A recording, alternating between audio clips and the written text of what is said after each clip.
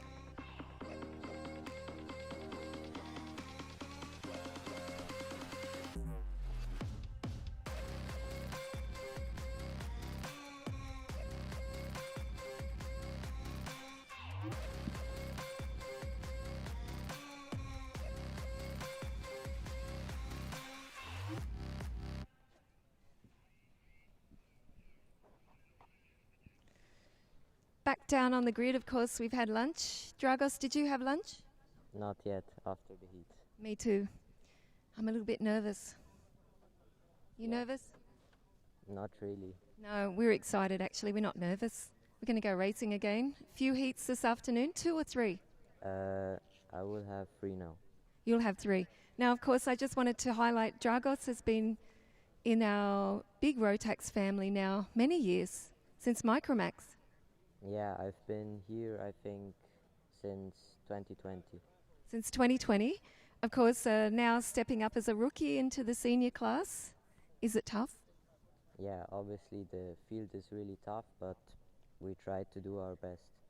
Of course, you've got your dad by your side, haven't you? You're one of the few drivers on this grid.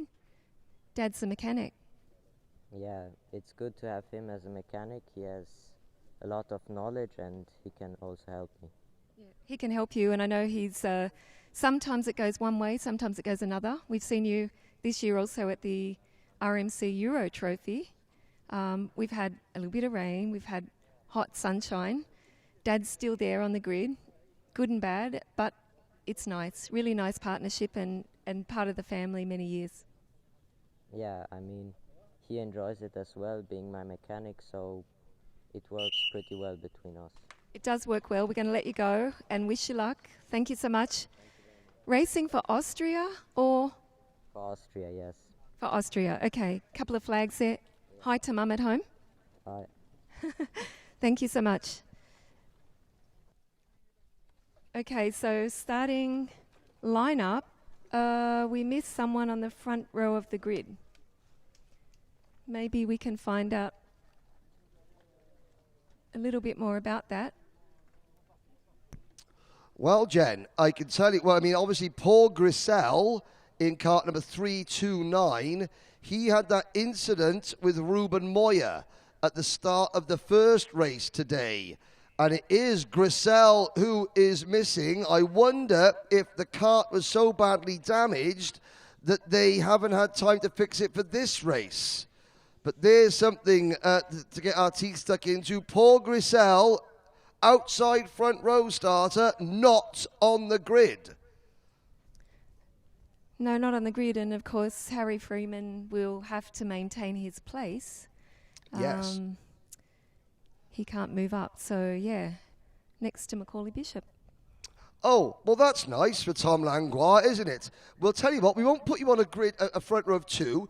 We'll just stick you out at the front on your own with the reigning Grand Finals champion directly behind you and a driver that was one corner away from being the junior Grand Finals champion sitting right on your rear bumper. Good luck, Tom. Good luck, Tom. Yeah. But he's one of the local heroes. Well, he might need some of that local knowledge going into turn number one. Let's put it that way. He's ready. Excellent. Thank you very much, Jen. Look forward to 13 races. Looking forward to speaking this afternoon. I think we're going to, look at some a bit further down the grid, look at some of the stories, some of the unique drivers and the pathways they've meant to get here, because obviously when we get to tomorrow and the super heats and the finals, the main events, it's all about the drivers that have got a chance of winning and getting that ticket. But for this afternoon, it's a great opportunity. We've got well over 300 drivers here. Can we speak to them all? No, but we will try to give you as many stories as we can from around the world of Rotax. Pilotes vont démarrer, voilà qui est fait, et vous l'avez vu, Tom Langlois est seul sur cette première ligne. Malheureusement, Paul Grisel n'est pas au départ. Alors on en a déduit avec Henrik, c'est dû à son incident ce matin dans une des manches qualificatives. On se rappelle qu'il avait été impliqué avec Moya dans un accrochage.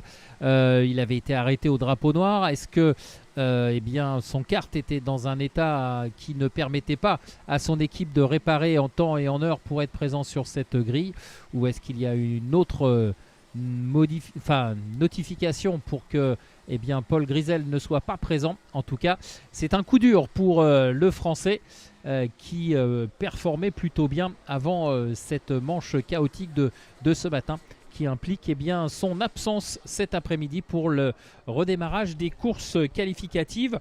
Je vous rappelle qu'on a 13 courses à vivre ensemble cet après-midi et on reverra à 3 reprises la catégorie senior et à 2 reprises la catégorie junior. Donc vous le voyez, un programme chargé et comme on vous l'a expliqué tout à l'heure, haut en intensité et surtout en objectif, parce qu'il va falloir aller chercher sa place pour les super manches et ensuite pour la finale.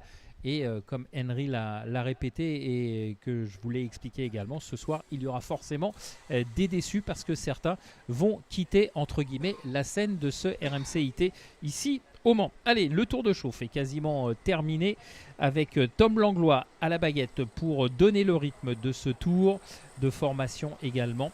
Et dans quelques instants, on sera parti sur le même schéma que ce matin, à savoir 9 minutes plus un tour. Into the tram lines we go. And across the line, Lamore not starting. Grisel not starting. Langlois leads through turn number 1. Hangs on to it. You can see the middle of the pack there going 3, 4, maybe even 5 wide through turn number 1. They somehow all sort themselves out. Oh, there's a strawberry racing cart running very wide. Somebody gets absolutely dispatched. It was the 398. That was William Pemble On the outsides, another green and white Tony kart. And there's a Dan Holland Racing car. I think that's a Dan Holland Racing livery. Or is that a KRK livery? That actually might be a KRK kart. Pemble, James Tester and Louis de Rigoleur are all right down at the back after getting involved. At the end of lap number 1, Le Frenchman, Langlois, still leads. But for how much longer? The answer is at least one more corner as Bishop closes in. Allez, c'est parti donc pour cette manche qualificative avec Tom Langlois aux commandes devant McKinley Bishop et Harry Freeman. Le troisième, un petit peu détaché. Il va falloir cravacher pour revenir sur le duo de tête. Et on sent que McKinley Bishop est très très pressant sur le français. Est-ce qu'il va trouver l'ouverture dans le banking? Ça ne semble pas être le cas. Peut-être un nouveau tour couvert en tête de la course pour Tom Langlois. Tom Langlois qui doit marquer de nombreux points pour espérer remonter dans la hiérarchie et se placer au mieux possible pour les super manches de demain. Tom Langlois qui va boucler un nouveau tour avec dans son sillage 2 pilotes britanniques, McKinley Bishop au contact et Harry Freeman qui est en train de faire l'effort. Well, Tom Langlois currently leads the point standings from Harry Freeman. Boaz Maximov is third in points, Sean Butcher fourth in points, and Macaulay Bishop would be P5 in the points standings. Only 2 superheats, Superheat A, Superheat B. You've got to be in the top 72 to even make it that far. So for Bishop, he's had one DNF, but not necessarily disastrous. He wants a good result here, but he's not forcing the issue just yet. He's allowing Langlois to drive as quick as possible. If Bishop starts putting the pressure too much on Langlois now, Langlois starts to defend, and Bishop gets caught up in a huge pack of karts. Now Langlois defends. Bishop will have to go and go now. Avisalakute in fourth. Gionnet, Verheyen, Thomas Verheyen that is, in fifth. And here's the move for the lead. Macaulay Bishop takes top spot. It's very interesting. Oh, and Langlois fights back. Bishop doesn't try the double crossover. It's very interesting. I find that one or two of the Have Keyboard Will Warrior part of the online karting fraternity, they are very, very quick to every time one of the drivers they perceive to have an unfair equipment advantage, every time one of those drivers isn't dominating a race, they're very quick to say, oh, look what happens when they haven't got their special engine or their special exhaust. And they forget that one of those drivers, and we're looking at one of those drivers who is the target of a lot of online abuse, I have to say. There's Macaulay Bishop to the inside, but no, Macaulay Bishop absolutely waltzed away from the field in the grand finals to become the best senior Rotax driver in the world in 2025. And he did it on absolutely equal equipment that is supplied not by Dan Holland Racing, not by Time Racing Engines, but by Rotax itself out of the box. And yet he still proves himself to be a cut above. Now, he's not, there are obviously many, many other supremely talented drivers. But Bishop, for whatever reason, is the target of Have Keyboard Will Warrior abuse. And, well, he's proving that no matter what class, what engine, what championship, he is at the front and battling for honours.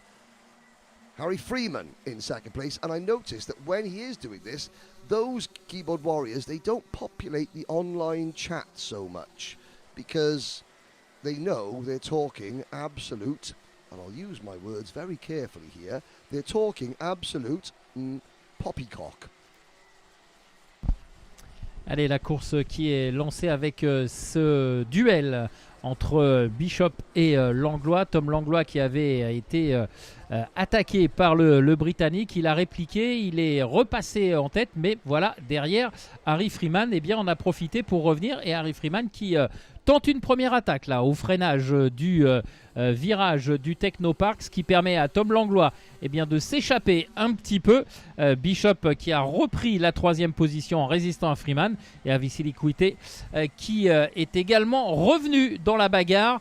Et je pense que Tom Langlois a tout intérêt maintenant à accélérer le rythme, s'il le peut bien évidemment, mais en tout cas ne pas faire d'erreur, parce que derrière l'adversité se fait de plus en plus présente et pressante, et je pense qu'il a bien été inspiré de reprendre les commandes de la course avant que les choses ne s'enveniment, si l'on peut s'exprimer ainsi.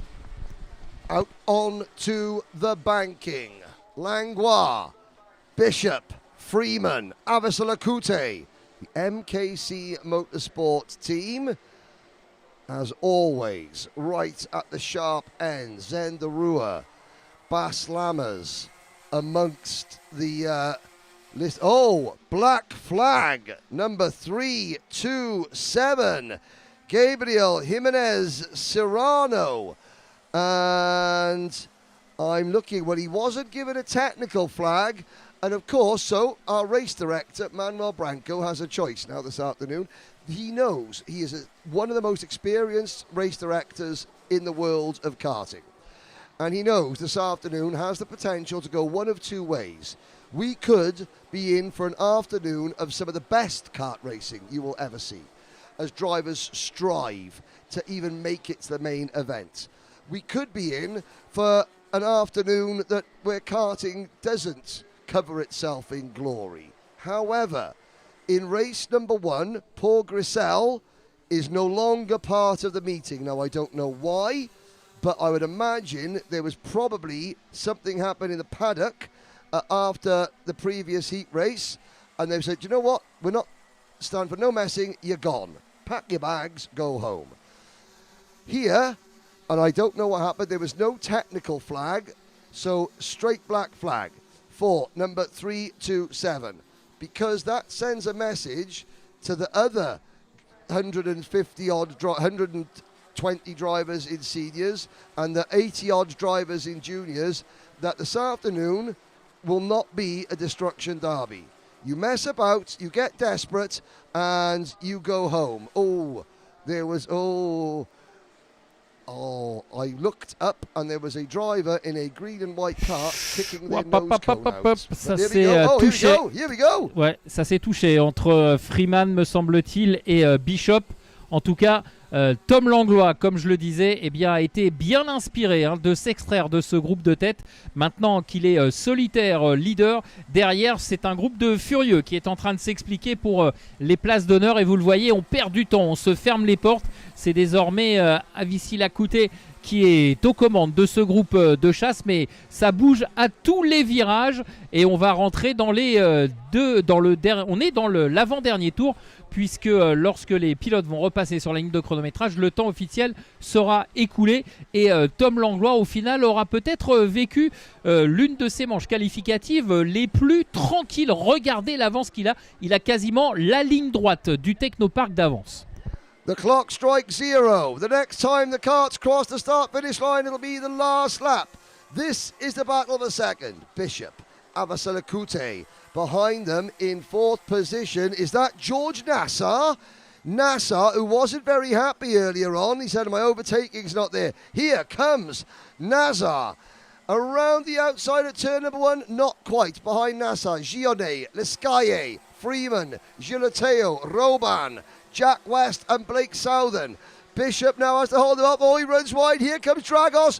Bishop getting hung out to dry. It's not often you say that, but Bishop has been monstered going into turn the Curve des Duchamps. And it's Dragos Avisilakute who is now P2. Allez, attention au dernier virage, au freinage du Technopark, ça risque de s'envenimer au niveau des trajectoires. Attention, voilà, et attaque par l'extérieur, ça ne passera pas, mais il faut ensuite négocier le virage. Pendant ce temps-là, Tom Langlois, lui, a reçu le drapeau à damier, et c'est finalement Avisilakute qui termine 2e, oui, c'est ça, devant George Nassar, 3e. What a drive from George Nassar, fantastic. And Tom Langlois, I may have been a little bit flippant at the start when I said Langlois all on his own at the front with Bishop and Freeman behind him. Do you know what? That French driver on that French go-kart for the French team, number 355, Tom Langlois, and the Sodi Kart Factory team, he showed the British a clean pair of heels and is a very, very deserved race winner there for the G-Kart 53 Sodi Kart team. Avas Lacute, Naza, Gionnet, Lescaille, Freeman, Bishop, Southern, West, and the rest as they come into the pit lane. One race down, 12 to go.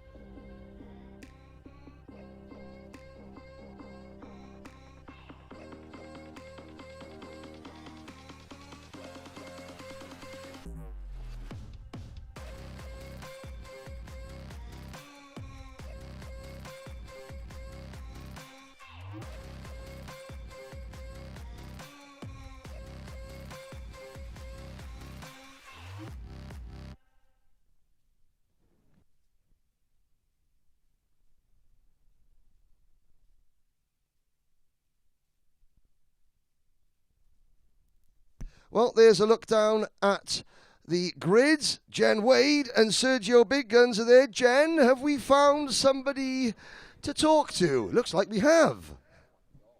We have found someone. I don't know if he's going to talk to me. Yes, he will. He doesn't mind. How are you, Ryan? Yeah, good. What's it like being here this week? I know it's been hot. Not too bad. I mean, I live in Dubai, so the heat isn't really that bad.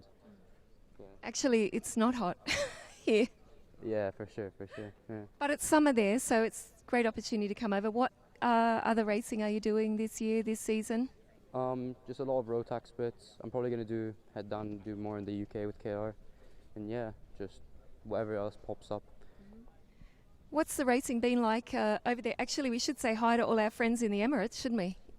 Yeah, hi guys. Guys, everyone's watching. What's it like being there, you know, in the last season or so in the Emirates? I know they've really had a competitive field. The field's been getting better. I think it's honestly an underrated field. I mean, you have drivers coming over like Georgie and Rian who are fighting at the frontier, so it says enough. Of course, it does say enough. It's been a long time coming. We were there for the grand finals twice, previous decade as well, and out at a lane raceway with the team. But yeah, I would have to agree with you. We caught some racing also last year before Christmas, and I think it is underrated. But in winter time for us, it's perfect. Yeah, literally. The weather's amazing. It's great to race. I mean, people should start coming over some more. We should come over some more. I think it's a good idea. You better get in your car. There goes his mechanic. Thank you, Ryan. And yeah, big shout out to everyone at the RMC UAE, the whole region, our friends over in Bahrain, Oman. I might move back a little bit more on the grid before the flag. See what's happening down this end. Well, at the back of the grid, Yanis Courage in the 413. There's such a famous name, the Courage name, synonymous with sports car racing at Le Mans. And Yanis is the son of Yves Courage. And there is Badis Issa from France, the Dream Racing team. Jen, I just wondered, look at that. Have you got a favourite crash helmet you've spotted? Because Badis Issa, that is, well, his name's Badis Issa, and that crash helmet is badass.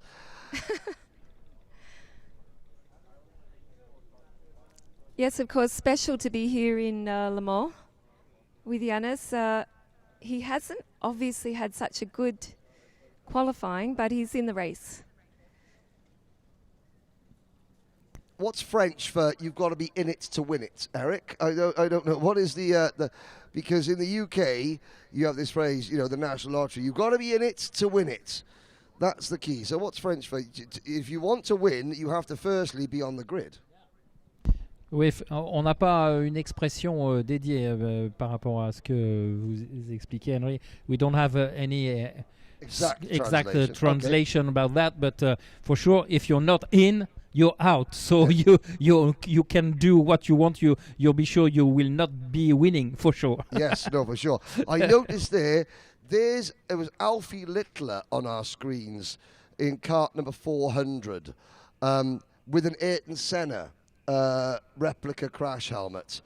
This is my 30th event this year. And now we have had 29 of those 30 races with at least one driver wearing an Ayrton Senna replica crash helmet. It is simply remarkable that 32 years after Ayrton Senna was killed, still every single karting paddock has a driver with an Ayrton Senna replica crash helmet. Yes, a lot of that is growing up with their parents' favourite driver, but it is a tribute to the legacy of how Senna approached his racing and his mentality. You know, you have the Ayrton Senna mentality is what a lot of the young drivers really good to see. What's really good to see is we're about to see Boaz Maximov and Arno Saborin on the front row of the grid. Sver Uben for the GKS Lemons team and Ethan Thorne from Peru on row number 2. Jeremy Roivers and Tobias Norman on row 3. No Antoine Taron, he's withdrawn. Maxence Bouillon on row number 4 on his own. Then Teresa Babichkova, Sebastian Koch, Sean Butcher, Mika Bartholomew, Matthias Joseph, Mehdi Lesue, Eason Seng, Lloyd Hare, Brandon Truman, Victor Mate, Tom Kay, Vic Van Kampenhout. That's just your top 20. Ryan Kayroos will be starting 26th. Alfie Littler in his Senna crash helmet will start 31st. Yanis Courage 33rd. And Badis Issa with his bad-ass crash helmet will start 34th. Allez, on est en train d'arriver dans le dernier secteur du tracé du Mans pour lancer cette deuxième manche qualificative des catégories seniors avec les pilotes du groupe C opposés aux pilotes du groupe E. On est sous les ordres de Maximov maintenant qui va donner le départ. Pour l'instant, tout le monde est bien regroupé. A priori, ça devrait bien se passer sur cette procédure. Je regarde la direction de course. C'est validé. Ah non, bah non. Et voilà, fall start pour cette deuxième manche senior. On refait un petit tour de formation. Yep, and we will go around again. And have to say that Maximov, he swept across the racing line. That was as good a start as it's possible to get. Now Boaz Maximov needs to repeat that at an actual start.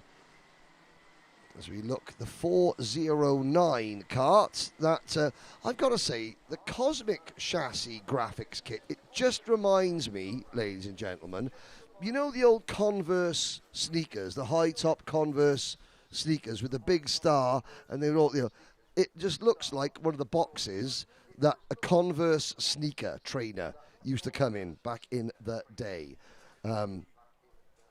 The big white star, that Cosmic graphics kit, and it was being driven by Kacper Sitko from Poland, the number 409, and I've got to say that I hope that, where are we, 409, that is the 46 team, famous 46 team from Poland. Blue Racing from Poland, they had their awning wiped out last night as well, so hopefully that the Blue Racing team are all okay as well. Allez, Maximov qui s'est fait adjoindre par la direction de course le fait de pouvoir emmener de façon régulière le peloton. Voilà, on reforme les deux colonnes et cette fois ça semble aller un petit peu mieux au niveau de cet envol. Et c'est parti avec Maximov qui va évidemment jeter un œil sur sa droite et il rentre en tête. Et derrière, eh bien, c'est Huben qui a réussi à s'infiltrer entre Maximov et Sabourin. Down towards turn number 3, Maximov is able to replicate the start that he did from the false start, but in actual race conditions. Great getaway for the number 313, slotting into P2, Sver Uben from Belgium in the 387. It's an X-Prix chassis for the GKS Lemons team. Third position, the KR Sport number 392 of Canada's Arnaud Saboin. Down the Technopark straight into Virage de Technopark. We're going to complete lap number 1. And as I say that, at the very back of the field, someone has their rear bumper ripped off in a two-kart collision. But it's remarkable, Eric, that you have one race where one driver gets black flagged straight away for contact driving, and the very next race all 35 or 34 senior drivers managed to do the first lap without crashing into each other. It's almost as though when the race director clamps down and says no messing about, the drivers, through fear of being excluded from the event or the race itself, they behave. Absolutely remarkable. Long may it continue. Et drapeau noir rond orange pour le numéro 317. Numéro 317, Paul Madio, qui malheureusement va devoir quitter la piste par rapport à un problème technique, semble-t-il. Et attention, attaque dans la ligne droite de Huben. Le 387 qui passe à l'intérieur aux dépens de Maximov. Belle attaque faite. Et derrière, on avait le 421, c'est Jeremy Revers qui... essayer de s'infiltrer, de profiter de cette attaque de Huben, mais pour l'instant il n'y... Ah ça y est, c'est fait.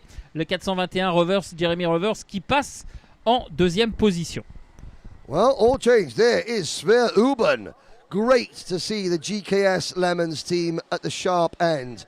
Jeremy Roivers now into P2. So Roivers and Boaz Maximov, yes, they drive for the same team, but Roivers he's normally in his own team, is Jeremy Roivers. He works with Bouvan Power for awning space and team support. But, the Bouvan Power engine program providing the waft for Boaz Maximov. The Nigel Horner HRS engine program providing the waft for Jeremy Roivers. So teammates, but two different engine builders running in second and third at the moment. That'll make for an interesting garage later on. But in front of them all is the GKS Lemons power team. And Sver Uben, who for the last 2 years has been a contender, but then falls foul and doesn't quite fulfill his potential, does Sver Uben at this event. He is this year at the moment. Down the back straight, yeah, Paul Madio has been technical flagged. It was him that lost his rear bumper on the opening lap. Coming into the picture now, the 401, the RS competition team kart of Tobias Norman.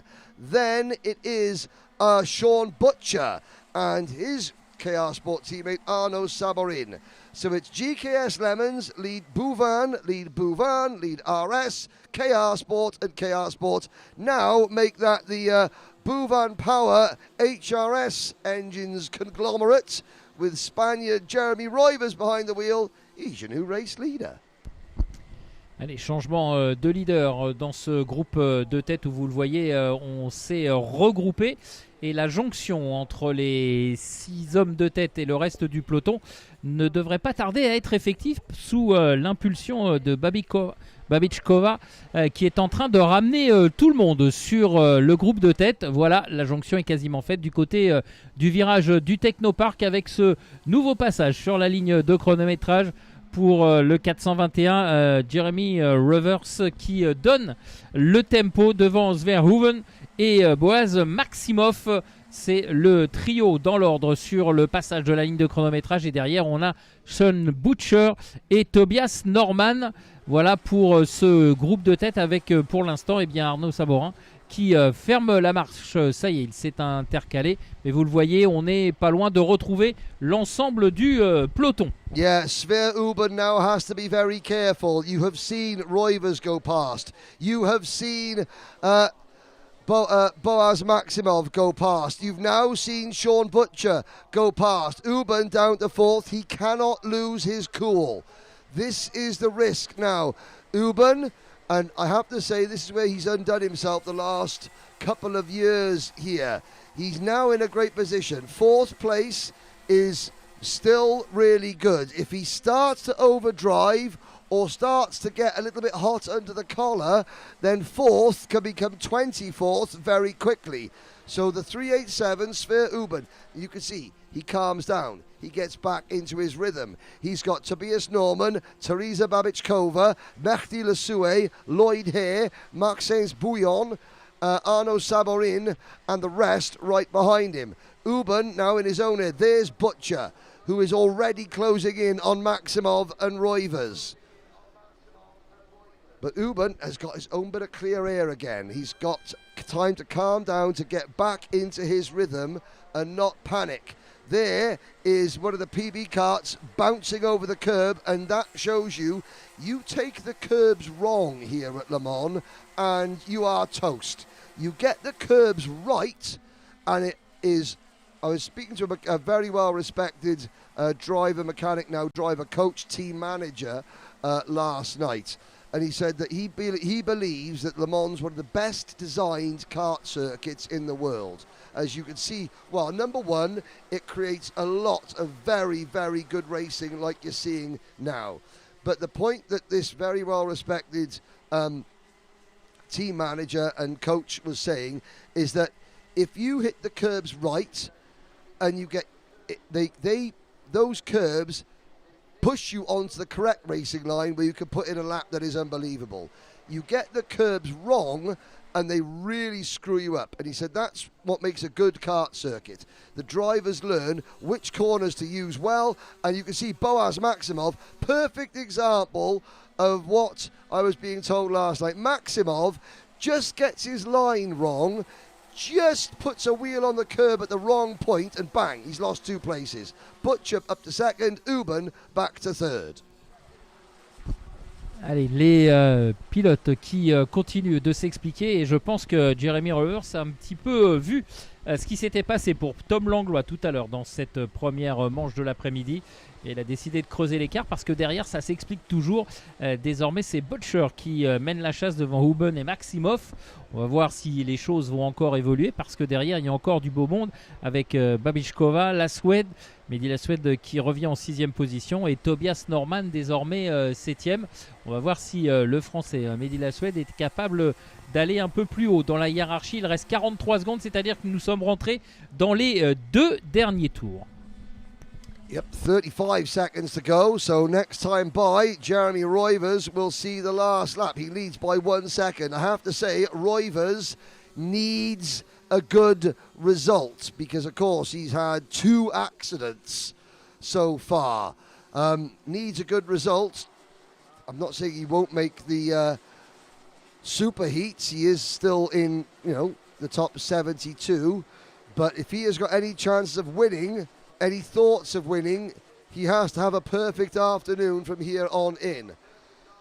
He's coming down the back straight. Here is the chaser back. There's Teresa Babichkova in the centre of that 3-kart battle, behind the 313 of Maximov and ahead of Mehdi Lasue in the number 426 Sony kart. Last lap board goes out. Roivers checks over his shoulder. He knows there is no danger from behind. Doesn't have to defend, doesn't have to panic. He can just relax his arms, relax his shoulders ever so slightly and just make sure he hits his marks for the rest of this lap. Butcher is a second back and Butcher still has Sver Uben sniffing around his rear end like, an unwanted puppy. Uben will keep Butcher on his toes. Then it's Maximov, Babichkova, Lasue and Norman. Allez, c'est le dernier tour et on va évidemment se diriger vers une victoire de Jeremy Roivers. Ça va lui faire du bien parce qu'il avait été un petit peu malheureux sur les courses précédentes. Ça va lui faire marquer des gros points. 2e place pour Sean Butcher et Sver Uben termine 3e. Boaz Maximov a résisté jusqu'au bout à Babichkova. Et Mehdi Laswed termine 6e. On retrouve ensuite Tobias Norman 7e, Arnaud Sabourin 9e et Lloyd Hare, qui termine 10e. There's Jeremy Roivers. No exuberant celebrations because he knows there is still an awful lot of work to do. For Roivers, there's an awful lot of work to do just to put himself in a position after 2 bad finishes. He's got to try and put himself in a position to actually qualify for the main event. That result will help. Butcher, Uben, Maximov, Babichkova, Lasue, Norman, Samoin, Hare, Koch, Truman and Mika Bartolome. Your top 12. Ethan Thorne, Tom Regia, Matthias Joseph, Kern Williams. And you can see the rest of the top 24 on your screen. Boris Verhager from 35th to 22nd. And sadly, Badis Isa, that badass crash helmet, was only good enough for 33rd place. Well, we'll have a look at the highlights and then it'll be back down to Jen for the next race.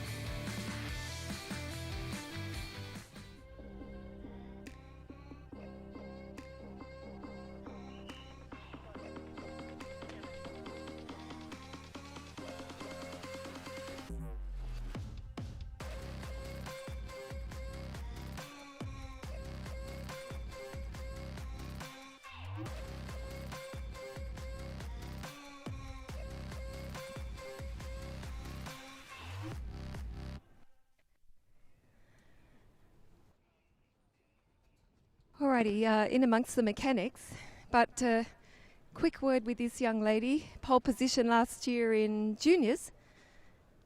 How are you, Eva? I'm good, you? Actually, I'm loving this. I love this event. I love this. Of course, the weather is the weather, but it's better than freezing cold and rain. Yeah, definitely.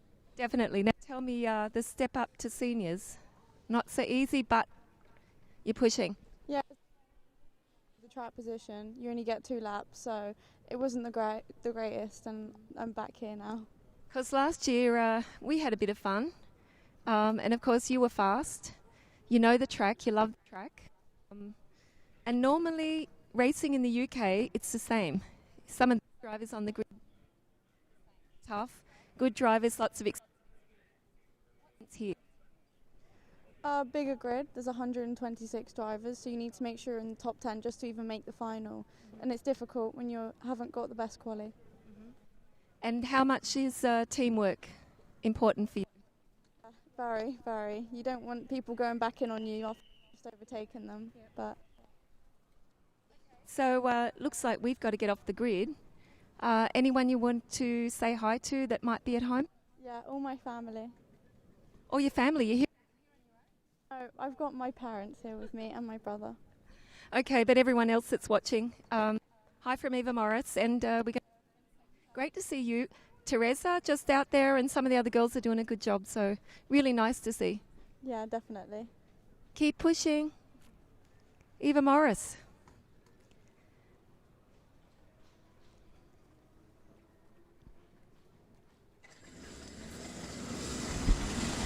Merci Jen. Au moment où les pilotes sont libérés pour cette nouvelle manche de qualification, cette fois elle va opposer les pilotes des groupes Perini qui va s'élancer depuis la pole position. Il a à ses côtés Ruben Moya qui avait été impliqué tout à l'heure dans l'accident avec Paul Grisel.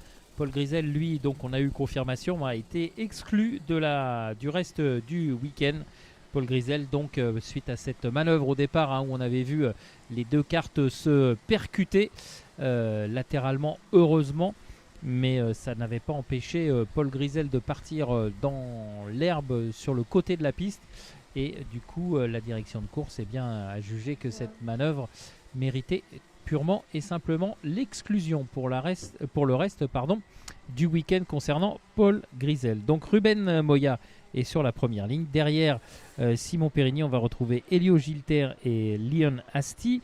Ensuite Noah Jensen et Raphaël Moreau.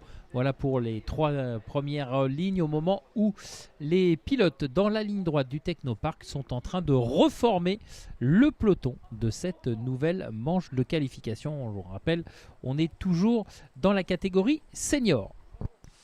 Eva Morris will start on the 12th row of the grid. Tino Sidler will not start at all. Sidler on the Sodi karts, the Swiss driver, has withdrawn from the meeting, had a terrible day yesterday, including an incident with Ruben Moya at this very corner whilst battling for a top 5 position on the last lap. Now, Simon Perigny, Ruben Moya on the front row of the grid.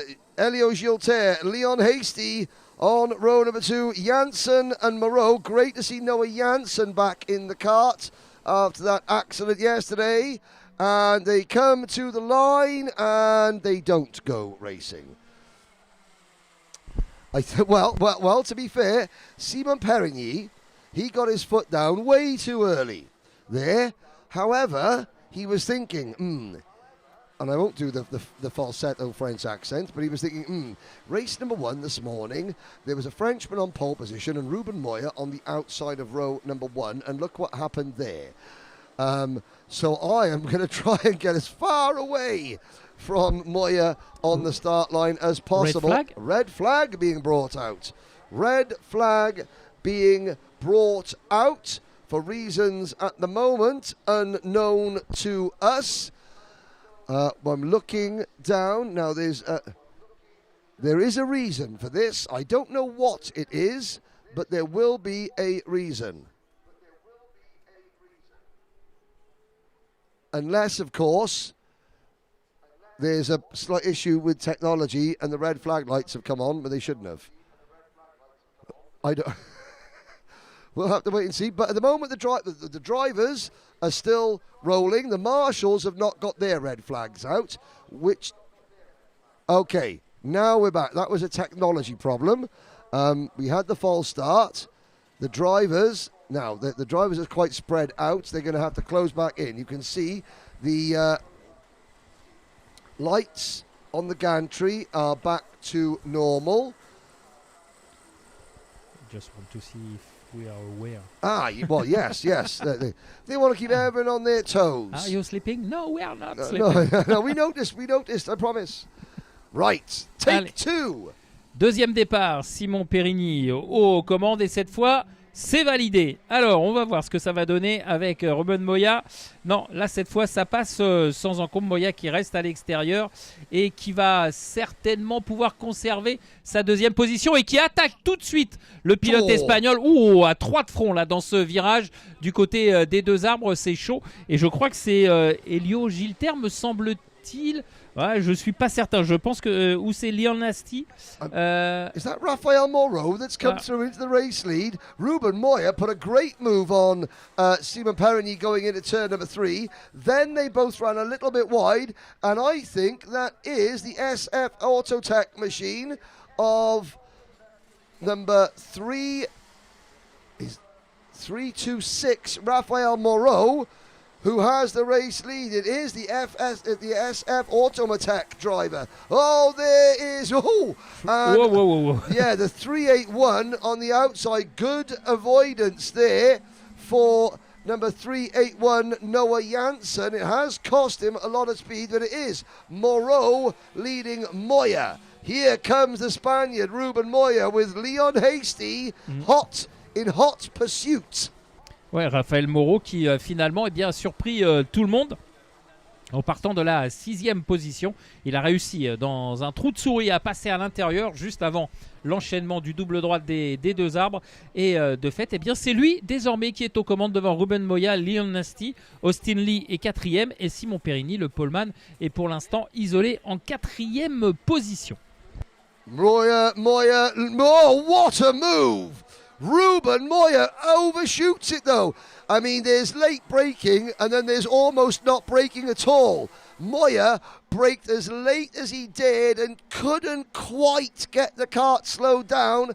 Rafael Moreau, Ruben Moya has signalled his intent. I think the next attack is going to come into this corner. Here we go. He's already tried it once, but discretion, the better part of valour. Moya, who is a very, very gifted international driver, again, races out in the USA for the big money, the SCUSA Pro Tour and the US Pro Kart Series and events like that, and is also very well known in X30 circles as one of the world's best in that category. In Rotax, he is learning that things are slightly different. A black flag for Moya in the first race of the day, and now a couple of moves have not quite panned out. What's Leon Hasty got to say about the Spaniard as they cross the line, and what's the Spaniard got to say about the Frenchman? Oh, Moreau is he's aware. Rafael Moreau is aware of the threat. Allez, on le voit, ça chauffe entre Raphaël Moreau en tête et Ruben Moya qui cherche par tous les moyens à prendre le lead dans cette deuxième manche senior. Et on le voit, il a été bien inspiré tout à l'heure, Raphaël Moreau, d'ouvrir en grand la porte parce que Ruben Moya était incapable de s'arrêter au bout de la ligne droite du Technopark, ce qui a permis aux Français de recouper la trajectoire et de reprendre le contrôle de la course. Mais attention, Ruben Moya, bien évidemment, n'a pas dit son dernier mot. On attend éventuellement que Leon Hasty derrière peut-être vienne chatouiller le pilote espagnol pour permettre aux Français en tête de souffler un petit peu. Et derrière, on retrouve Leon Hasty et Van der Wecken qui a soufflé la 5e position. Eh bien non, là dans ce dernier tour, c'est Simon Perigny qui a repris le commandement des opérations et il est désormais 5e. Well, Moya now has his attention diverted slightly because Leon Hasty is knocking at your door, and now he is through. Leon Hasty into P2, and great opportunism there from the number 407 Strawberry Racing cart of Austin Lee, who slides through into third position. Now Hasty can set off after Moreau, and Austin, well, let's have a look. Austin, he's just signalled to Ruben Moyer to work with him, and I'm not sure that Ruben Moyer is in the sort of working together frame of mind. He's in a sort of, I'm going to win this and make lots of passes frame of mind. Behind the top four, Perigny is fifth, the pole sitter. Albie Lapper is already up 13 positions to P6. Now, a little birdie in the paddock tells me that Albie Lapper's Nanny Babs, has got a filing system of all Albie Lapper's best results and his best laps and all the circuits he drives at. I wonder if Barbara Lapper, sitting at home watching in the Costa del Bromley, is making a note of how many passes her grandson Albie Lapper has made in this event alone. And I'm sure that I will have that answer. I'm sure that even if you haven't already got that answer, Barbs, then you're going to have it soon. How many positions has young Albie Lapper made up this week alone? Et Raphaël Moreau qui est en train peut-être de creuser un écart définitif là sur cette manche, parce que derrière évidemment on continue de s'expliquer entre Leon Hasty, Austin Lee et Ruben Moya, et forcément à chaque fois on perd un petit peu de temps, on l'a vu, hein, c'est flagrant, surtout quand on a des attaques un petit peu précipitées, voire pas très bien maîtrisées, ce qui implique évidemment de couper les trajectoires, de ralentir pour éviter le kart. Bref, on perd du temps, et ce qui profite pour l'instant à Raphaël Moreau. Raphaël Moreau, pour l'instant, solide leader. Il reste 2 minutes, il restera un peu moins de 2 minutes 20 dans le temps réglementaire lorsqu'ils vont passer sur la ligne de chronométrage. Donc on est encore à 4 tours à peu près du terme de cette épreuve. Well, looking at the 3-2-6 cart, there is Moreau, Hasty, Lee, Moyer, Perigny. The 396 of Bran van der Weyken, now ahead of the 397, Albie Lapper. And behind Lapper is Rayan Gandor. Gandor having a very solid weekend, or week rather, for the KR Sport team. He started 14th, he's up to 8th. Christian Sierson is 9th. Marco Bernardi for Italy runs 10th. Then it's Elio Gilter, Matthias Parlons, Matthias Kjellerup, Andrea Remy, Flynn Fitters, Michael Soltis, Enzo Kudel, and the biggest mover, well, the joint biggest mover, no, I was going to say the joint biggest mover is Aaron Garcia Lopez. Oh dear, there's two drivers that are no longer moving. And trudging away, that's Lukas Konopka from Slovakia, walking away from his kart. The other wagon that was no longer rolling is Hugo Rogion's kart. And the fact that Konopka has chosen to go and have a chat with Hugo Rogion. And the chat is civil. I can tell you, ladies and gentlemen, the chat is civil. Here we go. Lapper now having to fight off the attentions of Christian Sierson. And the battle is on for second. Austin Lee is about to pass Leon Hasty, is he? No. 50 seconds to go. Raphaël Moreau is doing a fantastic job, Eric. Ouais, Raphaël Moreau qui est pour l'instant toujours en tête, et son salut, parce qu'on sentait que ça revenait derrière lui, eh bien son salut va peut-être venir de cette bagarre qui se met en place entre Leon Hasty et Austin Lee, les deux pilotes britanniques et allemands qui vont s'expliquer. Et de fait, eh bien, comme vous le voyez, hein, Leon Hasty est obligé de surveiller ses arrières, et pendant ce temps-là, eh bien, ça profite à Raphaël Moreau qui est en train de s'échapper. Et qu'il en profite parce que on sentait que le peloton était en train de revenir sur ses talons. Mais là, il lui reste un tour et demi à tenir, puisque le temps réglementaire est écoulé maintenant. Il reste une seconde, c'est terminé. Donc lorsqu'il va franchir la ligne de chronométrage, eh bien Raphaël Moreau aura un tour seulement à boucler, un tour pour rejoindre l'arrivée en tant que vainqueur. Well, On to the final lap goes Raphael Moreau, leading Leon Hasty by, nearly a full second. Simon Perigny has now come back into play. Perigny and Bran van der Weyken, they're 4th and 5th, closing in on Austin Lee. Now, Ruben Moyer has actually dropped back a little bit. There he is in the 357 kart. Gandor and Lapper are 7th and 8th.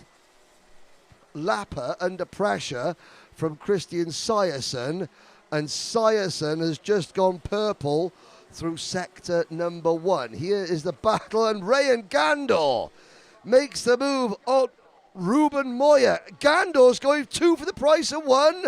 He cuts back the middle. Here comes Moyer round the outside. And Rayan, that was, that helps RB Lapper out, but it doesn't help Rayan or Ruben Moyer.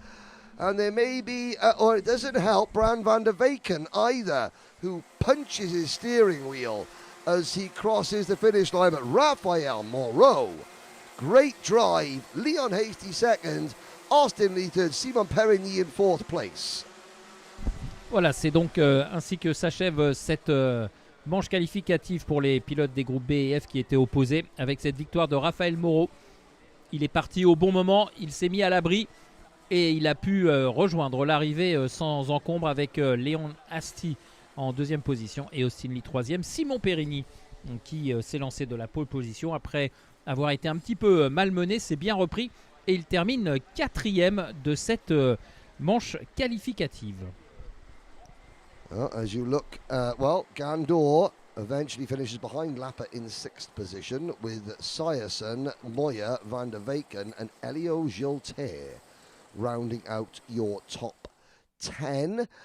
A little look back at the rest of the results with the non-finishers led by Lucas Konopka and Hugo Rogion. They are at the back of the field, but we will have a few highlights and then it'll be back down to Jen on the grid as we start the next round of junior heat races.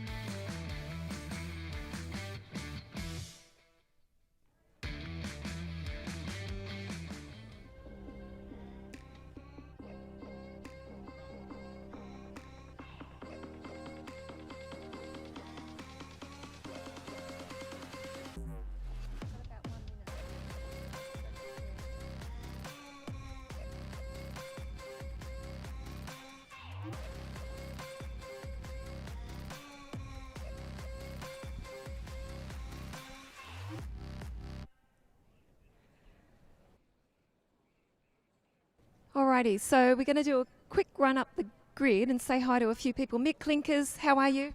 Yeah, I'm fine. And you? I'm good. Prediction for this race? What position? I never do predictions. Me neither. I'm with you. That's our prediction. Have fun, Mick. Great to see you here. Already got his ticket for the grand finals. Who else is here? Max. Max Umek, how are you? I'm good. You enjoying the racing? Yes. Anyone you want to say a quick hi to? A big thank you to my mom and to my team. Big thanks to Mum and the team. What about over here? Hey.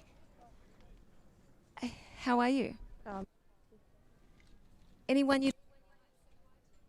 Yeah, I'd like to say hi to my mum and my brother watching at home. Thank you. They're watching, and I'm sure your brother's driving for you as well. Aiden there. Who else have we got? Oh, Floris, all the way from... Where are you living? Oman, but driving the UAE. Oman, driving in the US. Yes, I'm Dutch. What a mixture. Yeah. Speak any Arabic? Shway shway. A little bit. So, to everyone maybe at home watching. Hello. Alrighty, we better get off the grid soon. Who else have we got here? Actually, we've got a lot of guys and girls. I'm just going to move off the grid. Another driver that's been pretty quick. Luca, how are you? Good. Good. You having fun racing here? Yeah, it's pretty good. Yeah, it's pretty good, isn't it? Okay. Another race to go. One more this afternoon? Two. Two more. Good luck. Well, thank you very much, Jen. I've got to say, I mean, that's great. Just going up the grid, speaking to some of the personalities and some of the drivers in the middle of the back of the pack there.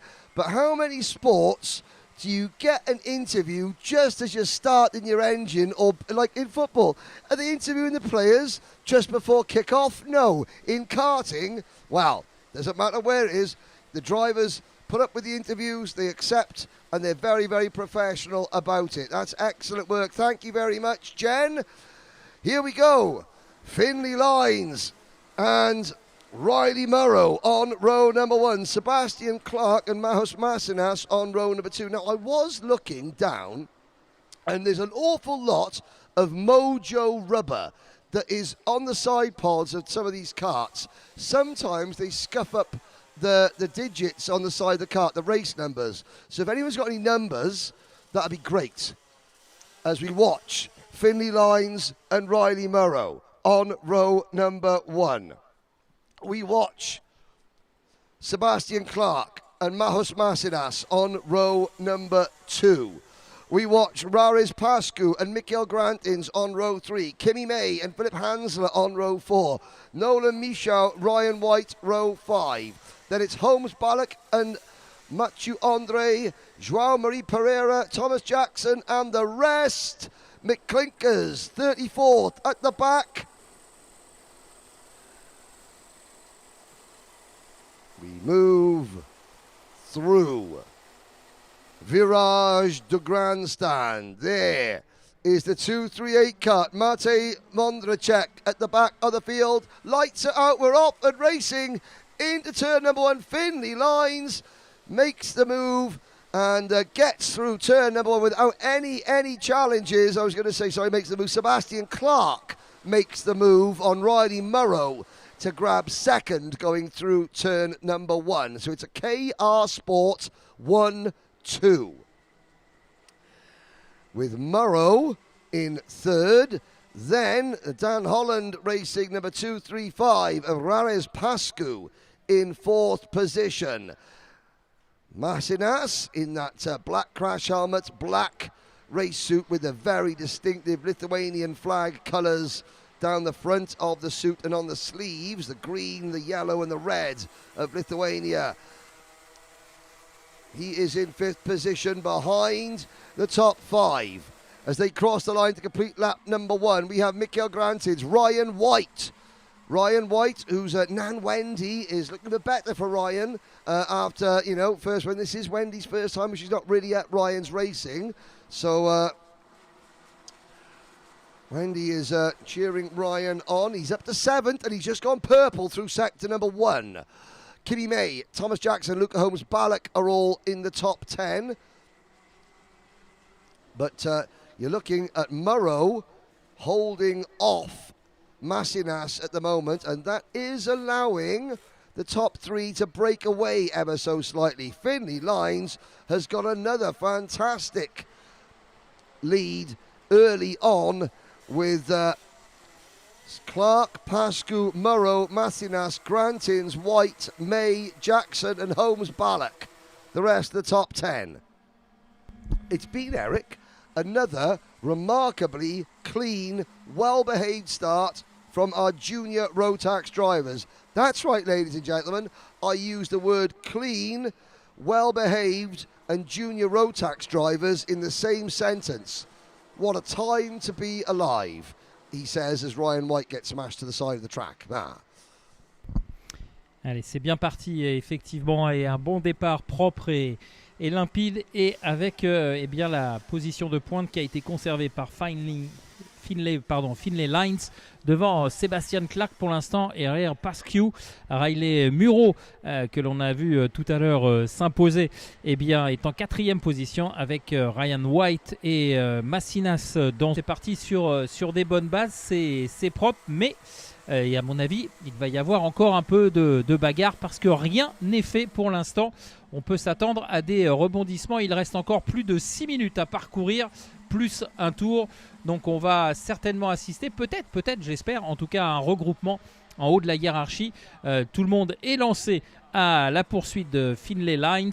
On va voir si eh bien, ces poursuivants vont réussir leur entreprise et venir lui contester la victoire qui, eh bien, pour l'instant, lui semble lui sourire.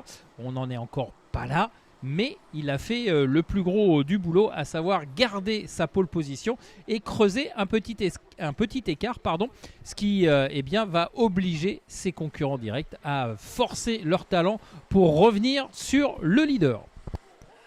Well, a little bit down the order, some of the drivers that Jen Wade spoke to on the grid. Let's look at their progress. Aidan Hammond started 28th, running 26th. Floris Schenkenberg started 22nd and has slipped back to 27th. Mick Klinkers started 34th up to 21st place. As we look at Murrow now having to defend against Massinas for 4th position. And this is first year junior driver Riley Murrow versus reigning Grand Finals champion Mahus Massinas.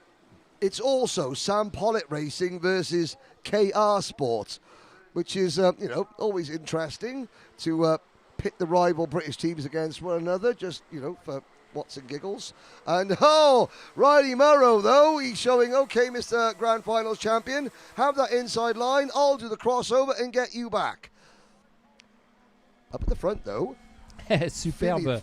Superb. Riley Murrow Finley Lines no longer has his teammate Sebastian Clark right behind him because Rares Pascu is now into P2. But it's really good to see you've got this is a British team-dominated race. You've got KR Sport, Dan Holland Racing, Sam Pollitt Racing, then Mikhail Grantin's running for Kraft Motorsport, Ryan White for Hunter Motorsport as well up at the front. Allez, on a vu cette belle passe d'armes entre Riley Muro et Majus Matsinas. Comme l'expliquait Henry, c'est eh bien, pour Muro, c'est sa première année en junior, et pour Massinas, eh bien, c'est l'expérience qui parle puisque c'est lui qui a gagné l'an passé la grande finale dans cette catégorie. Mais on a vu que sans complexe, le jeune Riley Muro eh bien, savait répondre du tac au tac et reprendre son bien. Massinas pensait avoir fait le plus dur au bout de la ligne droite du Technopark. Eh bien non, Riley Muro a repris la trajectoire intérieure pour reprendre cette 4e position. Devant, c'est toujours Finley Lines qui mène les débats. Et regardez, parce que finalement, Muro, qui est un petit peu sous pression, eh bien, accélère la cadence et il est en train de revenir sur le trio de tête. Riley Muro qui va bientôt pouvoir se joindre à la course en tête. Oh, now Finlay Lyons has got his hands full. This is something that we haven't seen Finlay have to do. Defend. And he is defending from Pascu. Watch Clark. And Finlay Lyons is backing them up. 2.5 minutes ago. Here comes Munchkin Morrow. Actually, the human highlight reel. Picking them off one by one. Morrow's in with a chance here. And let's see if he can make one more move. Then things are going to really get interesting. Because let's see if Morrow can make a pass on Rares Pascu. The top 5, nose to tail, coming out of turn 5 through 6 and 7. There we go. Yep, you've seen people in the grandstand making the hand gestures. Out to the banking. Morrow needs to make a move, because if Riley Morrow passes Rares Pascu, that means that you've got Finlay Lyons, whose mechanic is Jay Taylor, and then you've got Riley Morrow, whose mechanic is Jay's brother, Lee Taylor.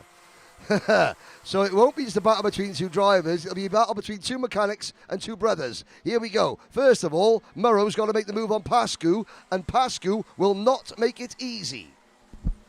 Allez, on voit que Raphaël Moreau est sans complexe, hein, avec cette belle troisième position qu'il est allé chercher dans un trou de souris là, du côté de l'enchaînement du Technopark, avec cette troisième position maintenant. Mais attention, hein, parce qu'il y a désormais son adversaire favori et préféré, Massinas, qui est derrière lui. Il va falloir revenir sur Pascu, mais ça n'est pas impossible, même si on est rentré dans la dernière minute du temps réglementaire. C'est-à-dire que lorsque les pilotes vont repasser sur la ligne de chronométrage, il restera 2 tours à parcourir. C'est à la fois peu et beaucoup. Peu pour essayer de rejoindre le pilote qui est devant soi, et beaucoup quand on doit défendre face à Massinas. Lyons checks over his shoulder. So does Pascu. Morrow under pressure now from Massinas. He's held off Mahus once. Can Riley Morrow hold him off again? Closing in behind, Sebastian Clark has maintained his place at the front of the field. Throughout this, they're well clear of Mikael Grantins in 6th, of Ryan White in 7th, of Harry Ratcliffe in 8th, of Teo Polakand. Teo Polakand again, Eric, is charging up. This morning, Polakand gained about a dozen places, and he's up 10 places to 9th in this one, ahead of Hansler, Jackson, Michaud, Pereira, Berdinel, May, Taylor, Iacomelli, Holmes, Ballack, Andre and Costa. But time has run out. The last lap board is displayed, and Finlay Lyons is on his way to another potentially very important victory. He is going to stay perfect in points. Allez, c'est le dernier tour, et Muro là qui commence à défendre, hein, comme un vrai Cador. Il est en 3e position. Il a Massinas qui cherche à trouver l'ouverture à droite, à gauche, mais ça ne passe pas pour l'instant. Muro est en train de verrouiller cette 3e position. Ouais, il se retourne. Attention dans le banking. Non, ça ne passe pas. Devant, évidemment, Finlay Lyons, lui, est bien installé, confortablement installé aux commandes de la course. Attention, ça va se jouer peut-être au virage du Technopark à l'extérieur. On avait Clark qui essayait de passer devant tout le monde. Il est passé devant Massinas, mais il n'a pas réussi à devancer Muro. Pendant ce temps-là, Lyons s'impose devant Pascu et Muro termine 3e.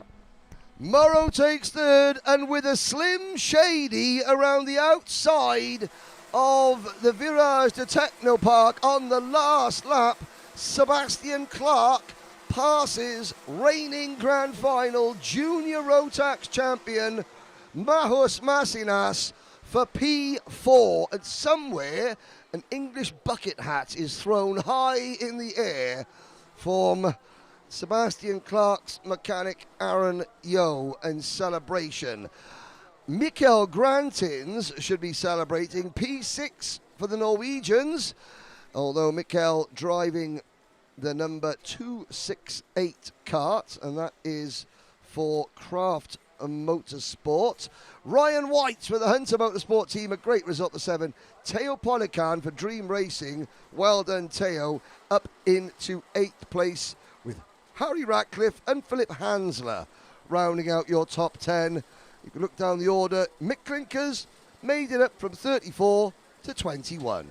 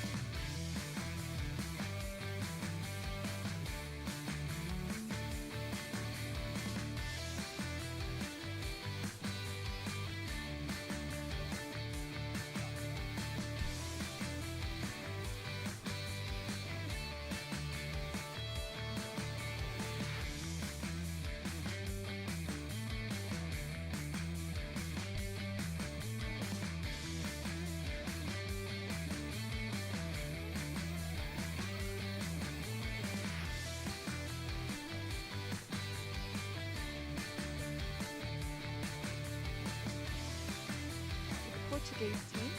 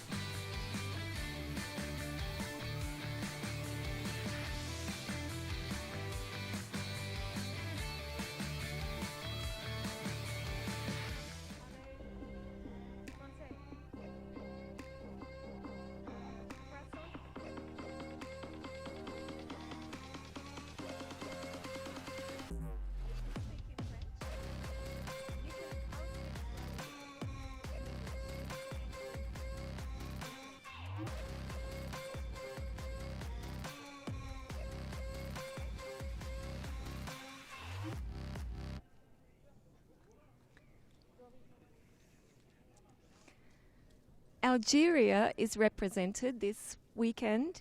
I'm with one of our drivers, 260. Roslyn, how are you? Good. Good. Now, you have an funny. It's very funny because my French is really not so.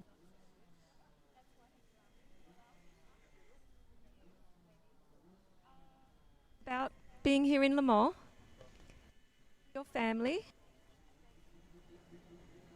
You can speak in French. J'ai pas compris. Come on, français. S'il vous plaît. Can you we repeat getting your, lots your question, Jane?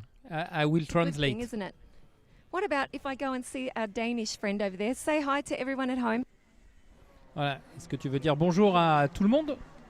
Saluer tes Okay, supporters little et bit of saluer Hey, ton équipe. how are you? I'm good. Oh, I don't know what that was, but a little out behind me in French. How? I'm good. Whereabouts are you from? I'm very excited for the race. Yeah. Very excited. Now tell me, oh, there's your mechanic. We're going to get off the grid now, but just tell me the best thing about being here in Le Mans and racing with your friends. I just love it all. There's no one thing. There's everything. Anyone you want to say quick hi to back in Denmark? All the guys in Denmark. Hi to everyone in Denmark. There's a few Danish drivers here on the grid, so we're going to wish everyone luck. Thank you for coming to Le Mans and keep enjoying the fun. Thank you.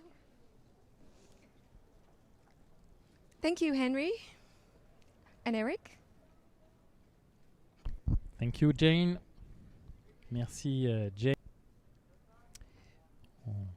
On attend maintenant que tout soit relancé dans cette catégorie junior avec dans quelques instants la nouvelle qualification, manche de qualification. Cette fois, ce seront les groupes B opposés au groupe E, avec Bruno Matrullo sur la première ligne et Carsten Sor sur la première ligne. À ses côtés, évidemment, en deuxième position, une première ligne 100% française. Tren Van Melk sera sur la deuxième ligne avec Martin Soltis pour la Slovaquie.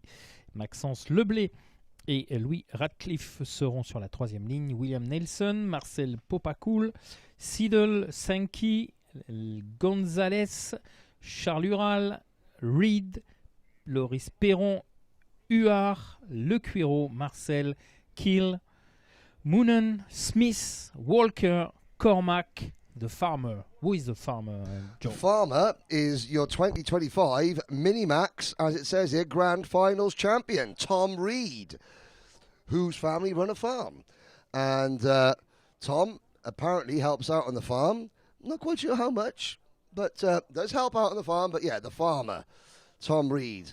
Let's hope that he doesn't go in the fields to do any harvesting during the next, 9 minutes of racing? Let's see.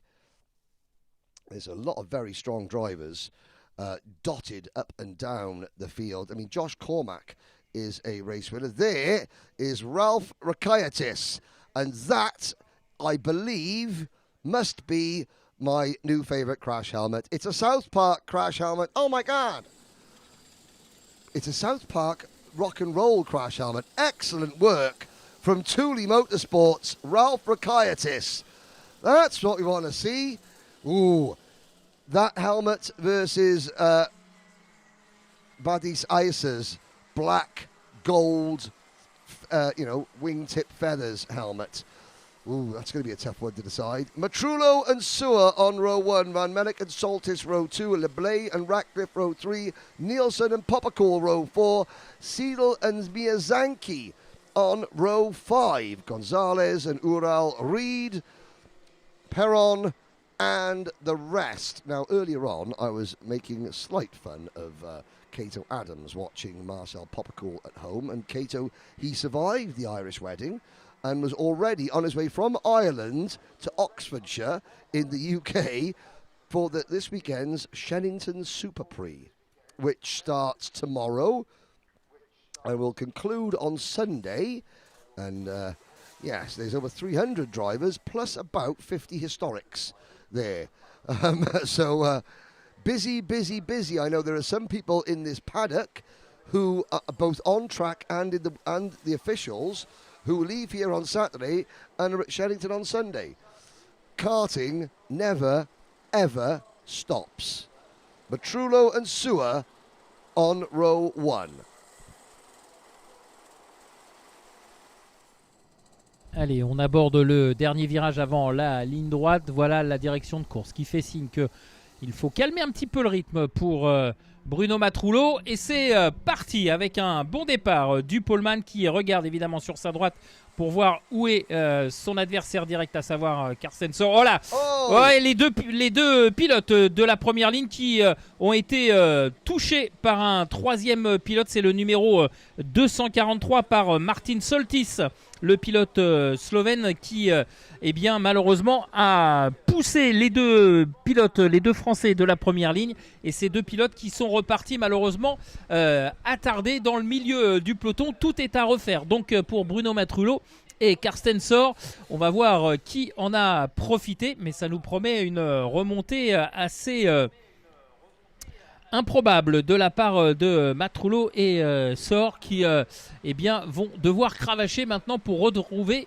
les avant-postes et surtout marquer des points importants en vue de la qualification pour les super manches de demain. Voilà le premier tour bouclé par le néerlandais Tren Van Melk devant. Oh my goodness me! Ouh. And there it. Okay. You saw very, very briefly a kart hitting the barriers upside down. Already, Red flag, the red red flag. flag has been called. Already, there are 2 marshals and another driver, and there were people. Don't jump over the guardrail to try Voilà. and help. Let the medics do their job. Il faut que le médical vienne rapidement maintenant. Avec ce kart qui s'est retourné, on essaye de soulager bien évidemment le poids du kart sur le pilote par l'intervention des commissaires qui ont vu juste et qui ont plein de bon sens. On ne va pas bouger le kart sauf si le pilote se sent à même de pouvoir s'extraire sans problème, mais c'est toujours une situation à risque. The carts are being brought to a standstill, and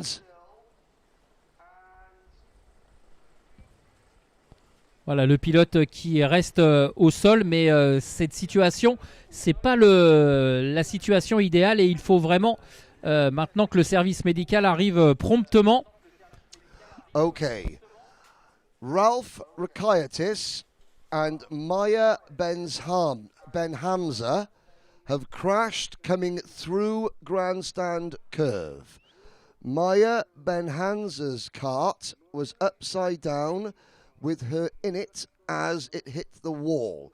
Ralph Rakayatis was running to the cart to help the marshals lift the cart off Maya Ben-Hamza. Maya Ben-Hamza is now with the medical team. The ambulance is there. The marshals are there. Ralph Rakayatis is there in his helmet to assist. I know nothing else other than Maya Ben-Hamza is with the medical team. I believe there are family members there as well. This, ladies and gentlemen, could be another delay. What we will do here on WFR Live TV, the race has obviously been stopped. Ignore the time on the screen. This was at the end of lap number 1. It was very, very quick reactions from 2 marshals and Ralph Rakayatis. Let's remember that Maya Ben-Hamza is with the medical team. We will take a commercial break and we will hear from some of our event partners. We will come back as we will look down the list of drivers. There are the drivers that have stopped. So we will let Sergio take you through the grid of drivers via the mobile camera, and then we will take a commercial break.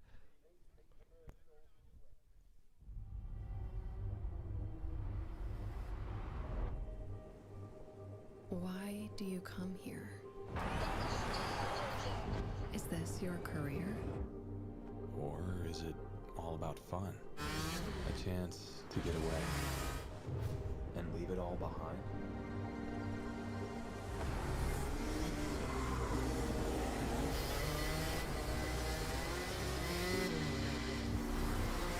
Or do you chase your personal best? Challenging yourself over and over again? Why do you come here? Maybe you're here to collect moments. Good ones. And not so good ones. Or you can't afford mistakes because you want that victory.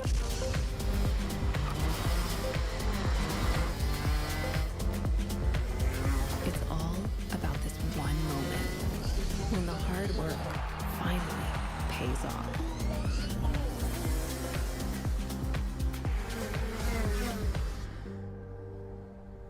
This is the place that brings us closer to the people who share our story. Whoever we are, Whatever we're here for, Racing is who we are.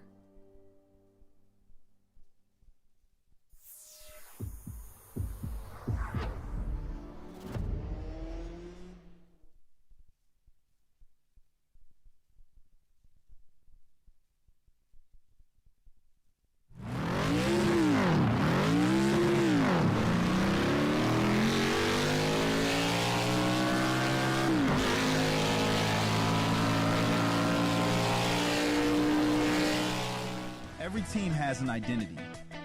Most kit doesn't show it. Wearscape Custom Teamwear. Your colors, your story, stitched into every piece. Performance kit on track, everyday wear off it. Wearscape, one team, one look.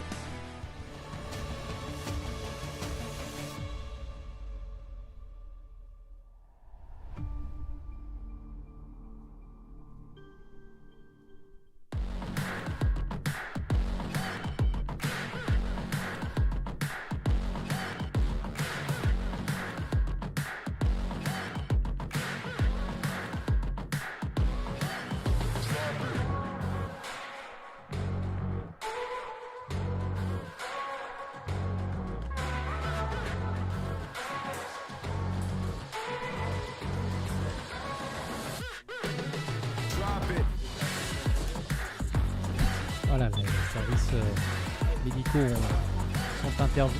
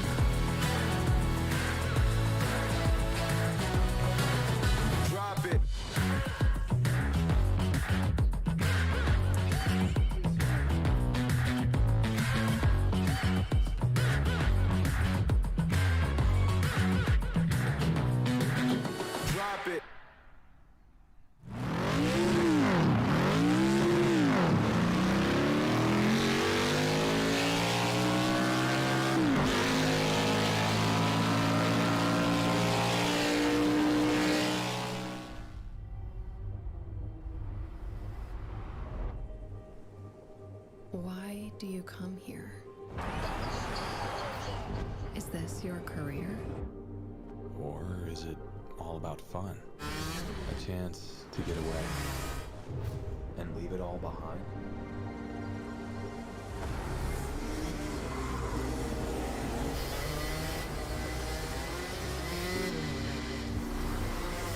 Or do you chase your personal best?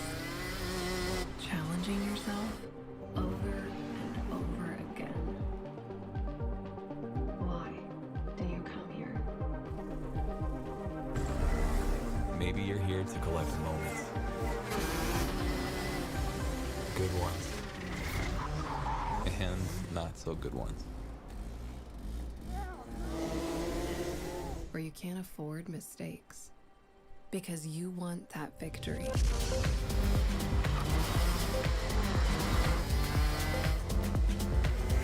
It's all about this one moment when the hard work finally pays off.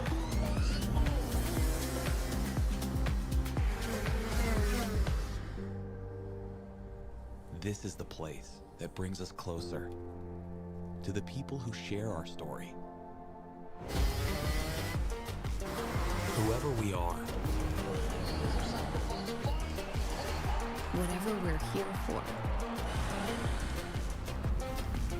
Racing is who we are.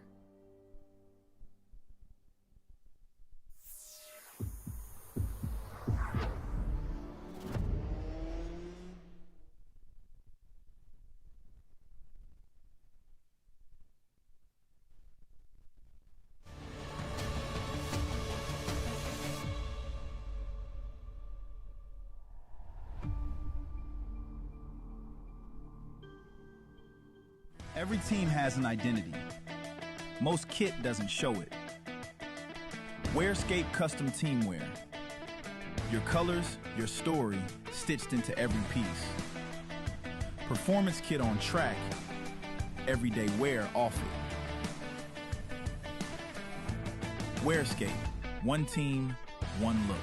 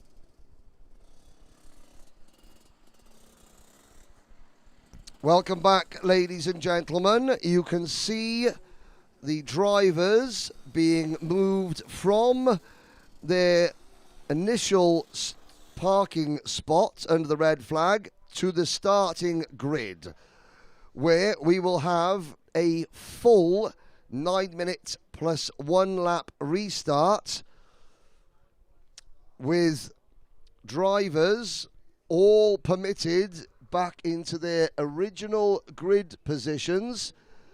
Now, that is great news for the two French drivers on the front row of the grid. Bruno Matrullo and Carsten Sower somehow combined forces to take each other out at turn 1 on the opening lap, and it's brilliant news for Martin Soltis, who was the innocent party, who was minding his own business on the second row of the grid until the two drivers in front of him clattered into each other and pushed themselves right into Soltis's path. Now, update on the accident that caused the red flag. Ralph Rakaitis, his kart, number 253 for Thule Motorsports, has not come back out onto the grid, and I will say once again that Ralph was up and out of his kart and running over to assist the marshals to help get Maya Ben Hamza's kart off of her. She was trapped underneath it against the barriers. Maya Ben Hamza has been placed on a stretcher and into one of the 2 ambulances that we have here at Le Mans.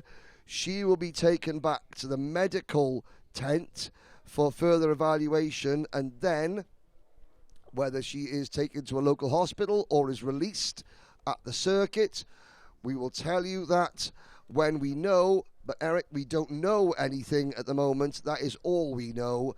And with respect to Maya's family and friends watching wherever they are in the world, then that's all we know, that Maya is with the ambulance crew in the medical facility here at the circuit, and we will update you as and when we know any more. Voilà, les pilotes sont replacés, hein. Donc on va repartir pour une course complète, 9 minutes plus un tour. Donc du coup, vu qu'on n'avait pas encore bouclé 3 tours, généralement c'est ce qu'il faut pour ensuite revenir à un classement établi au tour précédent. Et bien là, on va repartir sur une course complète avec la composition de la grille initiale, ce qui va permettre à Bruno Matroulo et à Carsten Sor de pouvoir reprendre leur position sur la première ligne. Un petit coup de pouce du destin. En ce qui concerne la pilote blessée Maya Ben-Hamza, elle a été prise en charge par le service médical du circuit et on espère avoir évidemment des nouvelles positives très rapidement à vous faire suivre. Et puis ensuite, évidemment, la course va reprendre ses droits, comme l'on dit. Mais pour l'instant, on espère que tout va pour le mieux pour Maya Ben-Hamza, qui a été prise en charge donc par le service médical du circuit. On vous tiendra bien évidemment informé. Voilà, le tour de chauffe, tour de formation est relancé sous la direction de Bruno Matroulo, qui va donner le rythme de ce restart et qui va de fait pouvoir se relancer dans une course peut-être plus fructueuse pour lui. Lui qui avait été accroché au premier départ et qui avait perdu énormément de positions. Bruno Matroulo and Carsten Soer get a second bite of the cherry. Tren van Malik, who was leading at the time of the red flag, will have to restart in his original third place on the grid alongside Martin Soltis, who, like Soer and Matroulo, gets a second bite at it, although I have to say that it was the two drivers in the front row that crashed into each other, and Soltis was the innocent victim that just happened to be in the wrong place at the wrong time. Maxence Leblay, Louis Radcliffe, William Nielsen, Marcel Poppercool, with Luan Seidel and Mia Zanke rounding out the top 10. We will go into the pits S's. Now, there is the official saying, no, don't push the driver in front of you into the tram lines. Junior Group B versus Group E. Take two is go. Et c'est reparti donc pour cette manche qualificative entre les pilotes du groupe B et du groupe E, avec un départ somme toute un peu plus calme en ce qui concerne les hommes de tête, même si Carsten Sor semble avoir perdu quelques positions. En tout cas pour Bruno Matroulo, ça s'est beaucoup mieux passé qu'au premier départ, puisqu'il est toujours aux avant-postes, me semble-t-il. Bruno Matroulo, le numéro 283, qui va rentrer aux commandes dans le banking. Voilà qui est fait, me semble-t-il. Oui, c'est bien lui qui ressort en tête du virage du banking et qui va entamer la ligne droite du Technopark avant de rejoindre le virage qui nous ramènera sur la ligne de chronométrage dans un premier temps et qui nous permettra de faire un premier point au terme de ce premier tour. Good start from Louis Ratcliffe. Oh, Martin Soltis is having an almighty problem once again. He's getting past left, right and centre. He gets his line wrong going through the pits S's, but it's a lot better than the first. Oh, and there is the non-aerodynamic. What am I going to do? I can't see where I'm going. Help, help, help. That's William Nielsen. Right, that is the that is the non-factory option for William Nielsen, and this is blind driving 101, and he still makes a corner. William Nielsen, he needs to stop, put his NASA panel down. Dearie me, it's the way he just keeps on driving. He's like, okay, I haven't had a black flag, I haven't had a technical flag, I can't see where I'm going, I can't reach down to put the NASA panel back up, and he's not last, ladies and gentlemen. Now he's like, now he's like, oh, William Nielsen retires the pits. The front bracket of the NASA panel is very, very strong. Bottom one, not so much.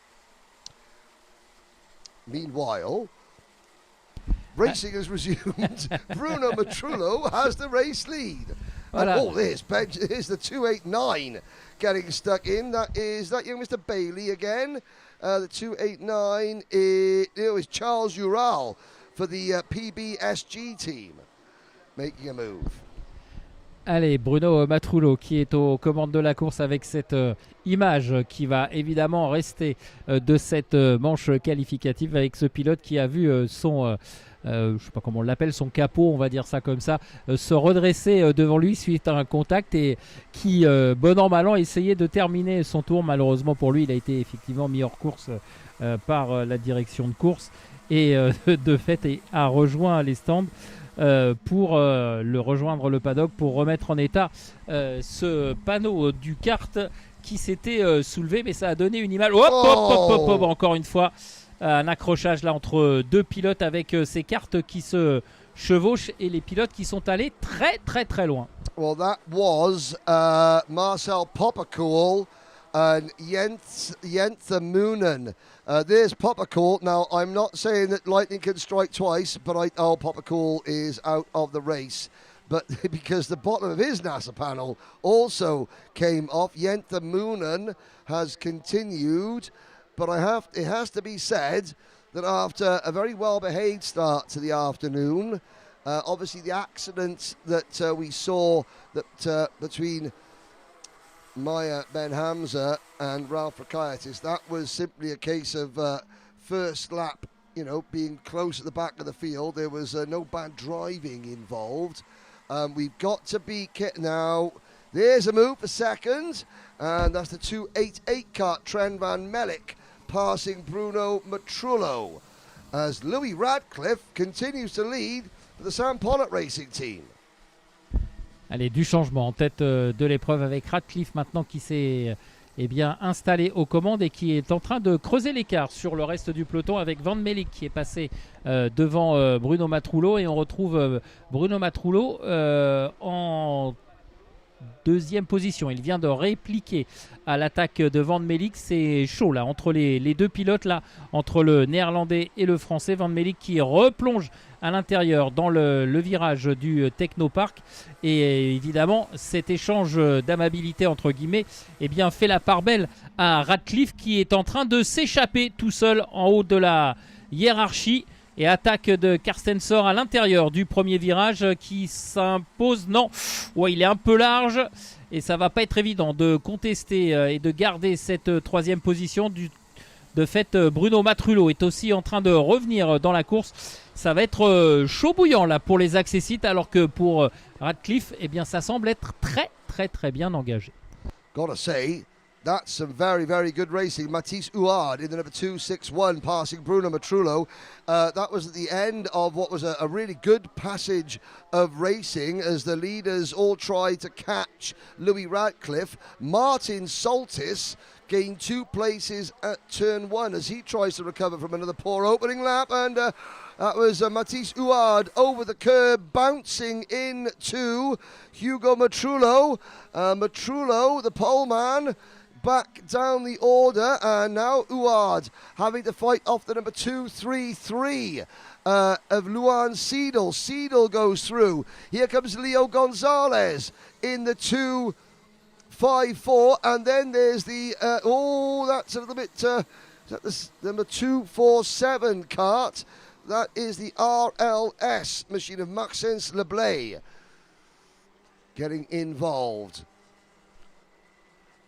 Through the middle section, Tom the Farmer Reed is 9th in the number 242 kart, and as they get a little bit closer comfort going on the banking, here is Soltis with the number 288 of Trent Van Mellick. Well, Martin Soltis he had a terrible opening lap, and he is absolutely flying up towards the front. Here's the action back in the pack. There's the number 215 kart, Mia Zanki. Mia Zanki driving for the Sandro Lukovic Racing team. Mia Zanki out of Austria, driving for Sandro Lukovic. And she is having a really good run in the moment. Well, she just dropped to 15th behind Loris Perron, Charles Ural, Lecurio, Lucian Smith is 11th. And we're looking at the the 247 kart of Maxence Leblaise, who has now, where's Leblaise? 7th at the moment, in the thick of the action.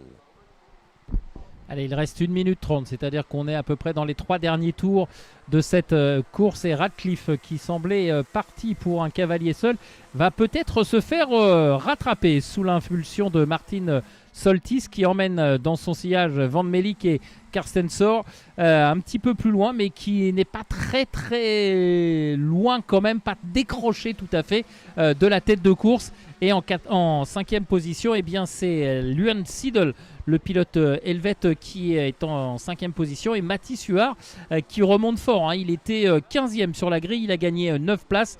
Tom Reed est 7e et Maxence Leblay 9e. Quant à Bruno Matroulo, eh bien ça s'est moins bien passé, hein. Tout à l'heure, il a été un petit peu malmené. Il est 9e désormais dans le peloton de chasse, où ça s'explique à tous les virages. Well, there is Soltis and Trent Van Melk, and there is your race leader. They are closing in. Last time by, Louis Ratcliffe, a 55.53.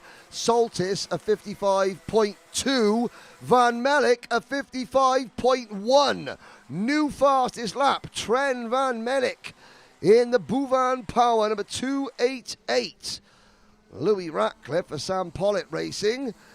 He's only got a lap and a half to go, because next time round they will see their last lap board. And Lucian Smith gets into the 54s, a 54.905. Lucian Smith in 11th place, which just goes to show the strength in depth of this field. As, there's Soltis having a chew on the rear bumper of Louis Ratcliffe's. Louis Ratcliffe is under pressure. Martin Soltis and Trent Van Melk, they look absolutely on rails. And they are rapid. And they're bringing Karsten Soa with them as well. We've got a 4-kart battle as we head on to the final lap. Into turn number 1. Where will Soltis, the KRK racing driver, will not make his move into turn number 1. Sam Pollitt Racing versus KRK versus Bouvan Power versus the 277 kart of Karsten Soa, who is running with the KPR team. Van Melk passes Soltis. Half a lap from home. Has that move from Trent Van Melk given Louis Ratcliffe enough of a breathing space? Ça va être chaud, cette explication-là entre Ratcliffe, Soltis et Van Melk. Karsten Sor est un tout petit peu plus loin derrière, mais il pourrait profiter de la situation si jamais devant ça s'embrouille un petit peu, si vous me permettez l'expression. Et voilà, regardez, hop, à l'intérieur, c'est passé pour Karsten Sor, qui était 4e et qui va terminer 2e. Parfaite course menée pour Ratcliffe, qui s'impose devant Karsten Sor. Martin Soltis est 3e et Van Melk est 4e. Siedel termine 5e devant Tom Reed et Mathis Huard 7e devant Maxence Leblay. Charles Ural est 11e et Bruno Matroulo termine 13e. Ratcliffe wins by 1.2 seconds eventually, because you saw that final lap dust-up. Karsten Soa making his way past Martin Soltis and Trent Van Melk, 3rd and 4th. Luan Siedel finishes 5th, and Tom the Farmer Reed up 7 places to 6th.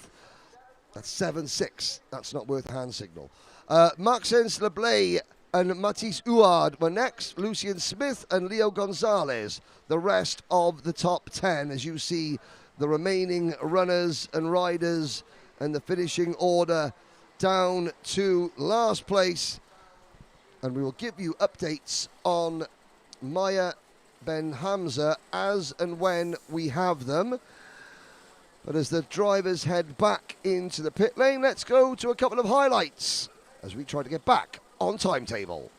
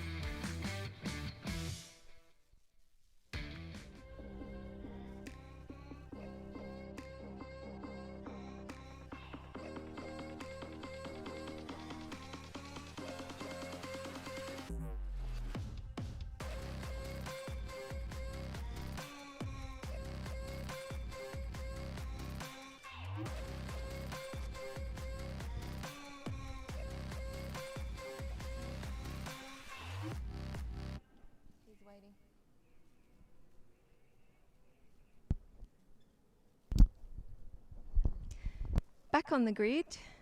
I'm not going to do any interviews, much to the delight of the grid. But it's really nice talking to some of the drivers. It's been a little bit of a wait in the heat, but not as hot as some of the races we've had recently. And I think everyone's quite calm today, considering we're on that limit now of who's going to be on the grid for the superheats. So now we have to turn on our brains, focus, relax, keep breathing. Maybe I could do like a warm-up. 3, 2, 1, perform. I was in there with Rain Gandor earlier watching, and she says you've got to focus, do things, get the oxygen flowing. Let's go. Thank you, Jay. Nouveau départ pour le retour des manches qualificatives de la catégorie senior avec Tom Langlois, le numéro 355, qui va s'élancer en pole position de cette nouvelle manche qualificative. Et on va évidemment surveiller ses performances parce que évidemment on va commencer à rentrer dans les phases de calcul pour les super manches de demain. Tom Langlois qui sera associé à Boaz Maximov sur la première ligne. Maximov qui occupe pour l'instant au classement intermédiaire la deuxième place avec 203 points. C'est Butcher, le pilote britannique, qui est pour l'instant le mieux placé avec 206 points. Voilà, Langlois qui est quatrième et qui peut faire une bonne opération. Mais attention, il y aura Maximov aussi avec lui dans cette manche qualificative. On va retrouver également McKinley Bishop, Swear Urban, Avicili Kwete, Dragos Asili-Kwete, le numéro 403, Jérémy Revers, Ruben Morel, Antoine Taron, Georges Nassar, Teresa Batchikova. Donc vous voyez, il va y avoir du beau monde dans cette manche qualificative senior qui oppose les pilotes du groupe A à ceux du groupe C. I have just been to the medical center here at the circuit, and I can tell you from the medical officials, Maya Ben Hamza is awake and talking. I don't know anything else. I didn't ask anything else. But when a driver, after a tumble like that, is awake and conversing with the medical team, that is good news, and that's all we know as we prepare to go racing in seniors. Et départ qui n'est pas validé par la direction de course. Un nouveau tour de formation avec cette grille qui s'est lancée, et on l'a vu tout de suite, on l'a compris parce qu'il y avait trop d'écart entre les lignes, et de fait on est reparti pour un tour de formation emmené bien évidemment par Tom Langlois qui a accéléré dans cette première partie histoire de poursuivre un petit peu la mise en régime de ses pneumatiques, et on va réduire la cadence une fois arrivé dans le virage du bunking juste avant de revenir le long du technopark du circuit du Mans, ici au Mans évidemment. Well, yes, just to repeat that message, Maya Ben Hamza awake and talking at the Circuit Medical Centre, which means that she hasn't been taken to a local medical facility. She may still have to go to hospital later, I don't know, but the fact that she's awake and talking is great news. Well, Tom Langlois was able to hold off the pressure from McCordy Bishop in his earlier heat this afternoon. Now we've got Boaz Maximov alongside us. Bishop still sitting in third place. Then Sver Uben, Dragos Abrisokute, Jeremy Roivers. What can Langlois, on the back of a top 5 finish in the Rotax Grand Finals in this class last year, he was actually third on the podium behind McCordy Bishop and Sean Butcher in Bahrain. Allez, cette fois c'est validé. Tom Langlois qui emmène le peloton vers le premier virage. Attention à ce premier virage où on a vu depuis le début de l'après-midi des figures de style. Pour l'instant, ça passe sans encombre pour tout le monde. Tom Langlois est donc leader devant Maximov. Et ça passe au large pour certains, mais ça passe sans dégâts et sans trop de problèmes pour l'ensemble du peloton. Well, one driver at the back of the field getting shuffled a little bit wide going through turn number 3. But the leaders all safely round the first half a lap out towards the banking. Bishop attacking Langlois early. as they head through turns 10 and 11 down towards Virage de Technopark. Now, this is the same situation we saw in the heat earlier this afternoon. Oh, Langlois doesn't get a great run through the pits S's. This is going to give Bishop a chance. Oh, Bishop to the inside. Langlois defending. That's defending very, very early. Macaulay Bishop now on the move. Will he dive to the inside going into turn number 3? The answer is yes, he does. And he parks it on the apex. And this time, Bishop hangs on to the race lead. Langlois tried to sucker Bishop into a move that he did earlier on, where Bishop dove to the inside, ran a little bit wide, and Langlois was able to get him back. Bishop, though, made sure he parked it clean on the exit, on the apex of that one. Over his shoulder he looks. Here comes Langlois to the inside. Now it's Bishop's turn to defend and back them up. Boaz Maximov and Dragos Avasalakute, they're running in 3rd and 4th. Then it's Sver Uben in 5th. This is going to help drivers like Teresa Babichkova coming from the back of the field. Bishop cuts across again to defend. He says what is good for the goose is good for the gander. And now we have a lead group of a lot. Butcher is 6th in the leading KR Sport machine with Babichkova right behind him. Uben now going to defend from Sean Butcher. Butcher doesn't make the move. Oh, Langlois sticks a nose at the inside of Bishop. And Bishop wipes it for him. Allez, c'est la bagarre. Hein. Tout à l'heure, c'était Langlois qui était sous la pression de Bishop. Maintenant, on a inversé les rôles. C'est Tom Langlois qui met la pression à McKinley Bishop. On va voir si ça va passer, mais attention, hein, parce que évidemment les deux hommes qui s'expliquent, ça permet à l'ensemble du plateau de rester au contact. Et attention à Maximov qui pour l'instant était en 3e position. On va voir ce que ça va donner sur le passage sur la ligne de chronométrage, mais vous le voyez, un peloton très très groupé, et au jeu de l'aspiration, eh bien on essaye de casser le rythme de son adversaire, mais pour l'instant ça ne fonctionne pas. Attention à ce premier virage, Bishop toujours aux commandes. Là on a un pilote qui est allé un peu large là, mais c'est passé pour le 363, c'est Babikova. Yeah, Teresa Babichkova running very wide there. There was another driver. Now Sean Butcher's turn to get creative. He's thinking, okay, Macaulay Bishop is white lining this one, so I've got to try and think outside the box, so to speak. Langlois 2nd, Maximov 3rd, Butcher up to 4th. Oh, he's gone round the outside of the banking. No, you don't. No, he doesn't. he thought about it, tried it, and then backed out of it. But this is Macaulay Bishop upsetting the rest of the field. But it's entitled. He's driving. He's the race leader. Is he weaving? He makes one defensive move to the inside, stays on the inside, stays on the inside. Now that might not be popular with the drivers following him, but that is what Langlois. He's not popular with Langlois. Bishop. Oh, he's going to be careful. Langlois gets a nose to the inside. Oh, and that's the problem that you're going to have. Bishop backs everyone up. Langlois gets sideways, and they all start tripping over each other. Now, will we see Butcher try and do something to the high line again of the banking? Oh, he's tried it again, is Sean Butcher. Slim Shady on the banking. Take a bow, Sean Butcher. Allez, c'est chaud en tête de la course avec Bishop et Langlois qui n'arrêtent pas de se chamailler. Hein. Langlois qui a été à 2 doigts de partir en tête à queue, mais qui a rattrapé in extremis son kart tout à l'heure.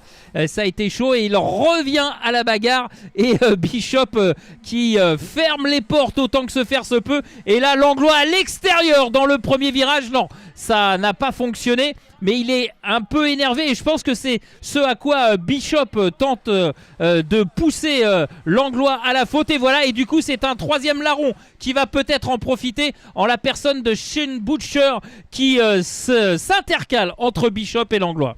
That is a second Slim Shady in the space of 2 laps. Sean Butcher's there going, right, you're going to hug the inside line. Well, I'm just going to pass you on the outside. He's gone from 5th to 4th to 3rd to 2nd, and all he's done is pass people round the outside. Bishop will be a tougher nut to crack, however. Butcher has got his nutcrackers with him, like the ballet. Here we go. This is a high-speed ballet. And we wait.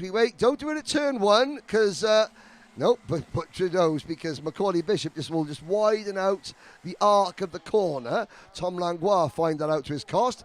And Bishop defends. Butcher will try the undercut. That's not going to work. Have to think about this. And now other people are trying outside moves. There's that Gillard chassis, that Ruben Morel trying to pick up a couple of positions. We've got a lead group of 11 at the moment. Here we go. Sean Butcher to the outside. High, wide and handsome. He's done it again. Sean Butcher with an absolute peach of a move. Up at the banking.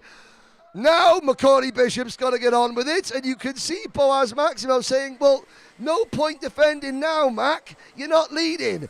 Butcher with an absolute overtaking clinic. Someone pass him an apron, because Butcher is cooking. Butcher qui a réussi à passer par l'extérieur du banking, et lorsqu'il est revenu, il n'a pas pu éviter le contact avec Bishop, ce qui a eu comme répercussion également de faire reculer le pilote français Tom Langlois qui est désormais en 6e position alors qu'il était dans le top 3. On va voir s'il est capable de revenir, le français, mais entre Butcher et Bishop, voire Maximov et Bishop qui prend un avertissement. Maximov, Bishop, Maximov, on n'a pas encore tout vu à mon avis. On est loin de connaître le vainqueur dans cette course. Well, people might not be, overly thrilled with Macaulay Bishop in this race because of the way he's defended. However, it has led to some of the best passing of the entire event. Butcher up the road. Now we see why Bishop is defending. He doesn't quite have the pace. His best lap at 54.5. Butcher in clean air of 54.4. So there's only a tenth in it. And now Bishop starts to speed up. And already that lead group, which was 11 deep, is now being trimmed to 6. Langlois, Blake Southern, Dragos Avisakute, Boaz Maximov, Butcher, and then Bishop. Teresa Babic-Kova is 7th. Ruben Morel, Sver Uben, Tom Cave, George Nassar, Matthias Joseph, your top 12. Roivers is down to 13th. And Langlois is just frustrated. Every time he catches up to somebody, all they want to do is defend. Nobody wants to work with Tom Langlois. And that, is a reflection of how strong Tom Langlois is. And there's a proof of the pudding. Langlois, despite Avisakute defending, Langlois goes, I will just keep going and going and going till I see grass. It's like, I'm going to put my foot to the floor until I see God or the checkered flag. Allez, Tom Langlois qui est lancé dans une remontée. Il était 6e tout à l'heure, il est passé 5e. Là, il vient de prendre la 4e position à Salam Écouté pour cette 4e place. Et maintenant, il est lancé à la poursuite de Maximov.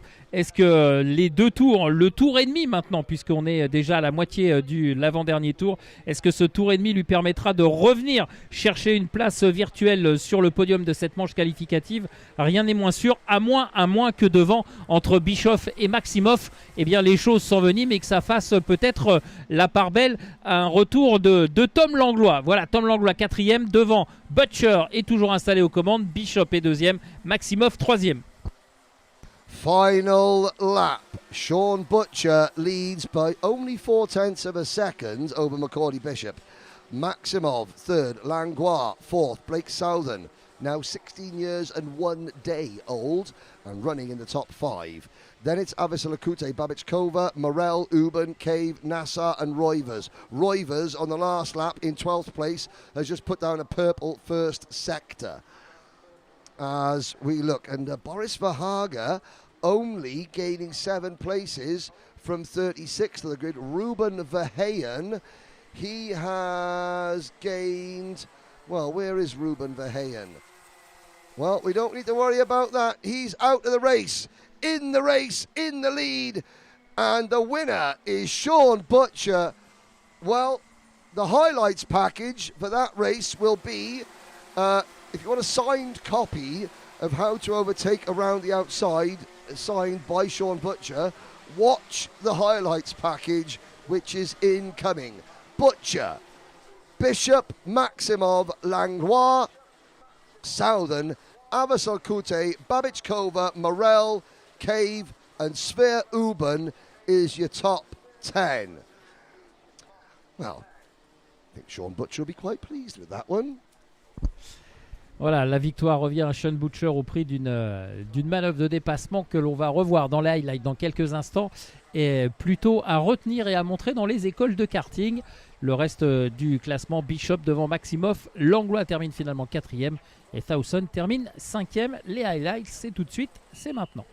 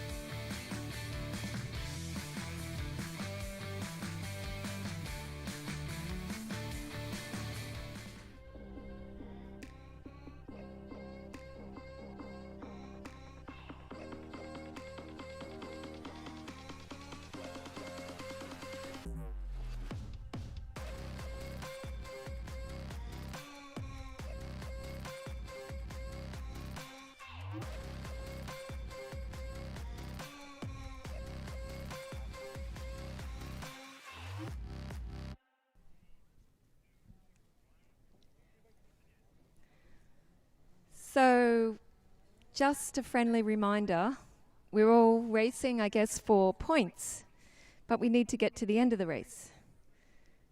So I want everyone to take a deep breath, breathe in, relax, breathe out.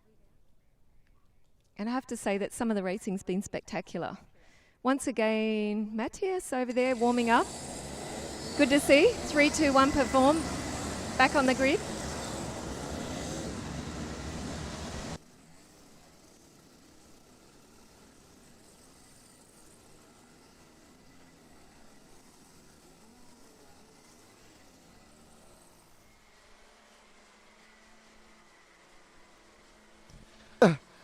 For qualifying heat Group B versus Group D, it's going to be Simon Perigny on his own on row number 1. Paul Grissel has been excluded from the meeting. Then it's Elio Gilter and Harry Freeman on row 2. Noah Janssen and Vivian Gionnet, row 3. Bran van der Weken, Arthur Roban, Marco Bernardi, Titouan Lescaye, Enzo Kudel, Antoine Grissel. On row number 6, then it's Christian Syerson, Charlie King, Matthias Parlant, Lewis Sumner, Flynn Fitter and Thomas Verheyen, Albie Lapper and Jack West. Giacomo Di Pasquale and Nolan Lamore, he is also withdrawn. Eva Morris, Louis Fouchier, Hugo Rogion, Louis de Rigoleur. Noel Zak is not out there, so Noel Zak from Austria, not on the grid. When Dimitar Kolev from Bulgaria, Jakub Vondrasek, Kenneth van Merkerke, Gustave Penturier, Rory Armstrong, Enzo St. Leger, Gabriel Jimenez Serrano and Lars Lambers. Allez, le peloton qui s'est reformé dans cette nouvelle manche qualificative des groupes B et D, avec Simon Périni aux commandes. Paul Grisel, qui était annoncé sur la deuxième place de la grille, est évidemment pas là puisqu'il a été exclu du week-end. Attention à ce départ, est-il validé? Oui, c'est validé pour ce départ, et Simon Périni qui semble bien placé pour conserver son leadership au terme et à la sortie du premier virage. C'est le cas, Simon Périni, alors que derrière ça se chauffe un petit peu, notamment avec Vivien Guyonnet, le 324 en troisième position, qui a senti la pression de ses adversaires, si vous voyez ce que je veux dire, sur son pare-choc arrière. Ça a poussé allègrement au freinage du virage numéro 3, mais pour l'instant ça ne l'a pas fait craquer. Vivien Guyonnet toujours troisième. Another good clean start. Perigny hangs on to the race lead. There is the battle for third position. Is that Vivian Gionnet in the red and black liveried machine, number 3, 2, 4 for the PB kart team? It is.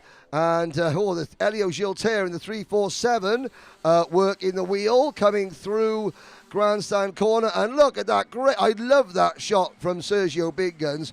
Just go to show those karts are locked together and they're working with each other. They're locked together to try and push each other up to the race leader. It's Perigny, Freeman, Gionnet, then Arthur Roban.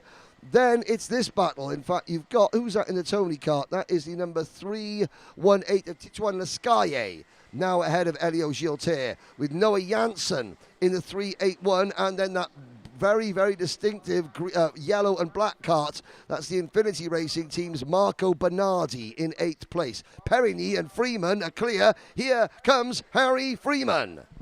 Et attaque au freinage du virage du Technopark avec Harry Freeman qui a pris les commandes, semble-t-il. Oui, c'est fait de façon non pas définitive, mais en tout cas provisoire. Harry Freeman qui passe devant Simon Périni. Vivien Guyonnet est toujours en troisième position, mais attention, derrière, ça revient fortement sous l'impulsion de Arthur Robin, Titouan Lescalier, Elio Gilter qui a pris un avertissement. Et ensuite, Noah Jensen, Marco Bernhardt également suit tout cela. Les deux hommes de tête qui vont bientôt peut-être être rejoints et rattrapés sous l'impulsion de Vivien Guyonnet, qui va devoir se méfier maintenant de ce qui se passe derrière lui. Arthur Robin et Titouan Lescalier. Titouan Lescalier qui vient de signer le meilleur premier secteur absolu. Freeman and Perigny try to pull away. Don't forget, this is Harry Freeman's first season as a senior driver. Further back, you've now got Gionnet closing in with Arthur Roban. That's the PB kart team for Gionnet, the RM concept team for Roban. Then Tituan Lescaye for Strawberry Racing in the number 318 kart. Behind Lescaye, you've got Elio Gilter, the 347 for the kart management SK Racing team. There's Tituan Lescaye, who is trying to fight back from exclusion yesterday. Nice variety of teams, chassis up at the front. Perigny is aboard a Kart Republic chassis, so you've got an OTK and a Kart Republic running 1 and 2. Then a wide variety of different OTK brands behind him. So a good variety of teams. Thomas Verheyen gets a warning flag. There's the RM concept, the blue kart of Arthur Roban, who loses a place to Tituan Lescaye. Here's Lescaye pushing the number 324 of Vivian Gionnet on the red speed kart. That is another OTK brand. Of course, the OTK, the original OTK brand of kart, the Tony kart, the green and white of Tituan Lescaye, is sitting, not forcing the issue just yet, although if he gets a run Will he look to the inside? No, because Titouan Lescaille is not just focusing on Vivian Gionnet. He's thinking, if I'm going to pass Gionnet, I have to do it in a place where it doesn't cost me time to the top two. Like going into Virage to Technopark, although he does run a little bit wide. Now he gets his line wrong, and this will cost him time, because here comes Gionnet back at him.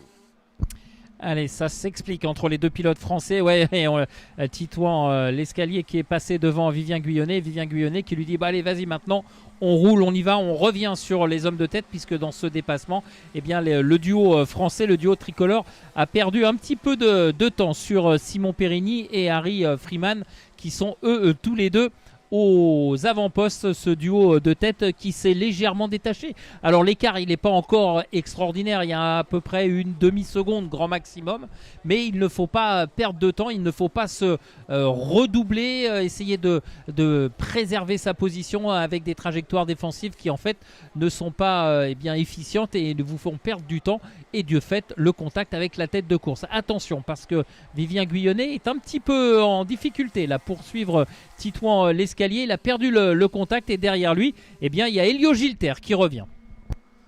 Freeman under pressure from Perigny. Further back, Lars Lambers has had a spin.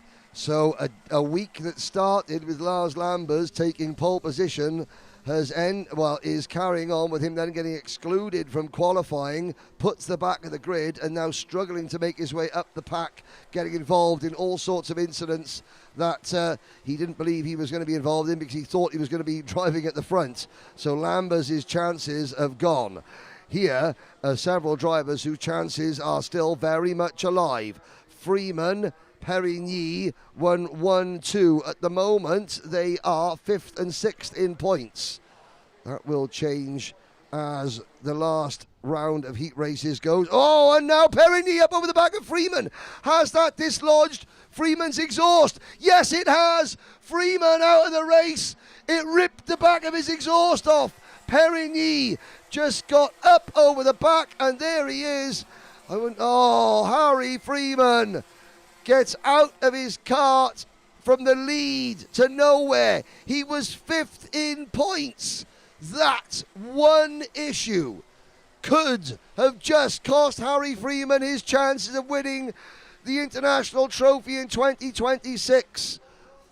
Oh, how quickly fortunes can change as Titouan Lescaille, who himself got an exclusion yesterday and does not feature in the top 8 positions in points as things run. Lescaille leads Vivian Gionnet. Perigny is 3rd, Gilter, Van der Weyken, and then side by side, in fact, Van der Weyken has passed Gilter.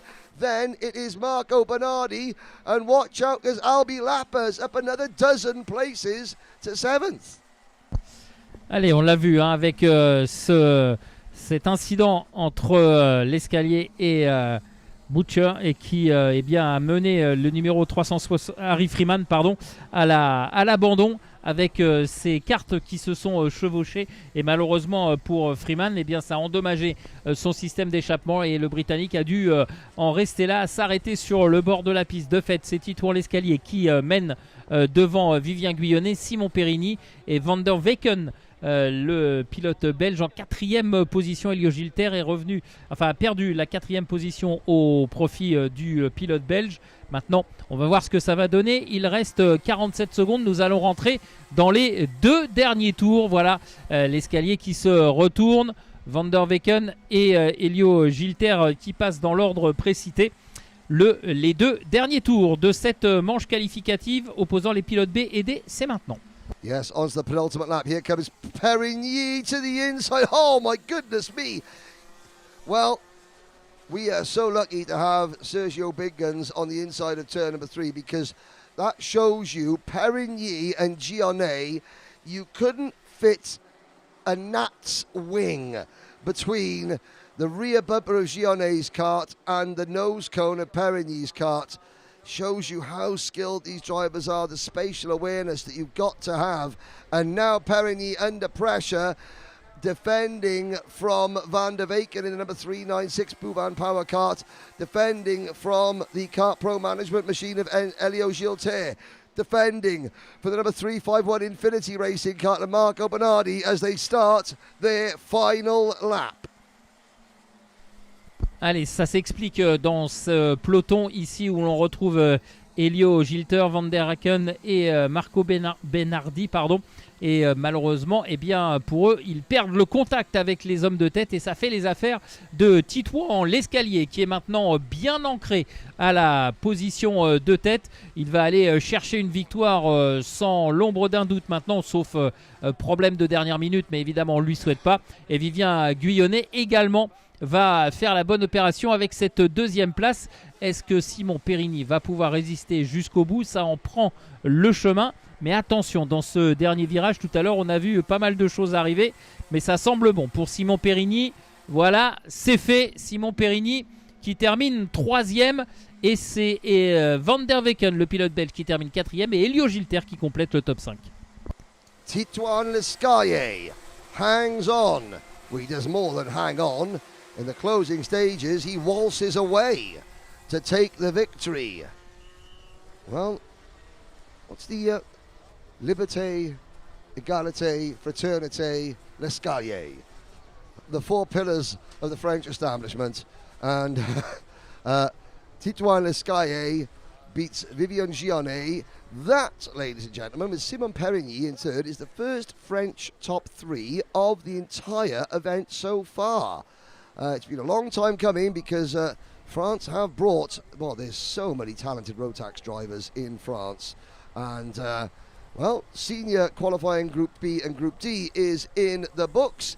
You're looking down at the top 24 finishers. We'll have a quick glance at some of the highlights.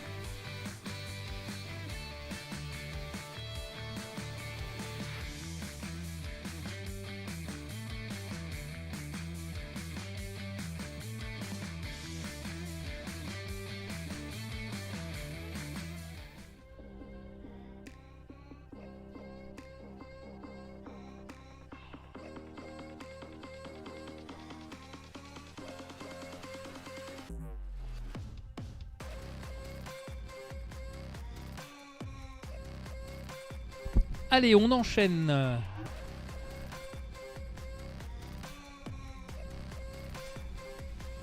Avec la catégorie senior qui se poursuit. Et cette fois, on va retrouver les pilotes des groupes F et G. Ça sera l'avant-dernière... ce sera la dernière qualification, manche qualificative de cette catégorie senior. Parce qu'après, on va retrouver nos juniors pour 2 manches qualificatives supplémentaires. Et enfin, on terminera cet après-midi avec de nouveau 3 manches qualificatives pour les seniors. Et on aura ainsi les compteurs remplis et on pourra faire évidemment les comptes pour les super manches de demain. En tout cas, ça nous promet encore bien du spectacle. Vous avez vu l'intensité qu'il y a sur la piste au fur et à mesure. Ah, alors qu'on a un pilote là qui est, semble-t-il, en difficulté au niveau du virage des 2 arbres. J'ai pas eu le temps de voir le numéro du kart qui était en difficulté, mais malheureusement pour le pilote, eh bien ça va se terminer ici, malheureusement pour lui. Et on va retrouver donc Ruben Moya, le pilote espagnol, en pole position avec à ses côtés Charlie Wolfit. Derrière, on va retrouver Leon Asti et Loris Berdinel pour cette composition de grille pour les deux premières lignes.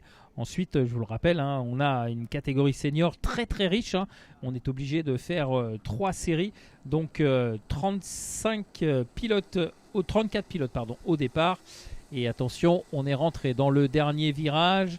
Est-ce que Ruben Moya va donner un départ clean?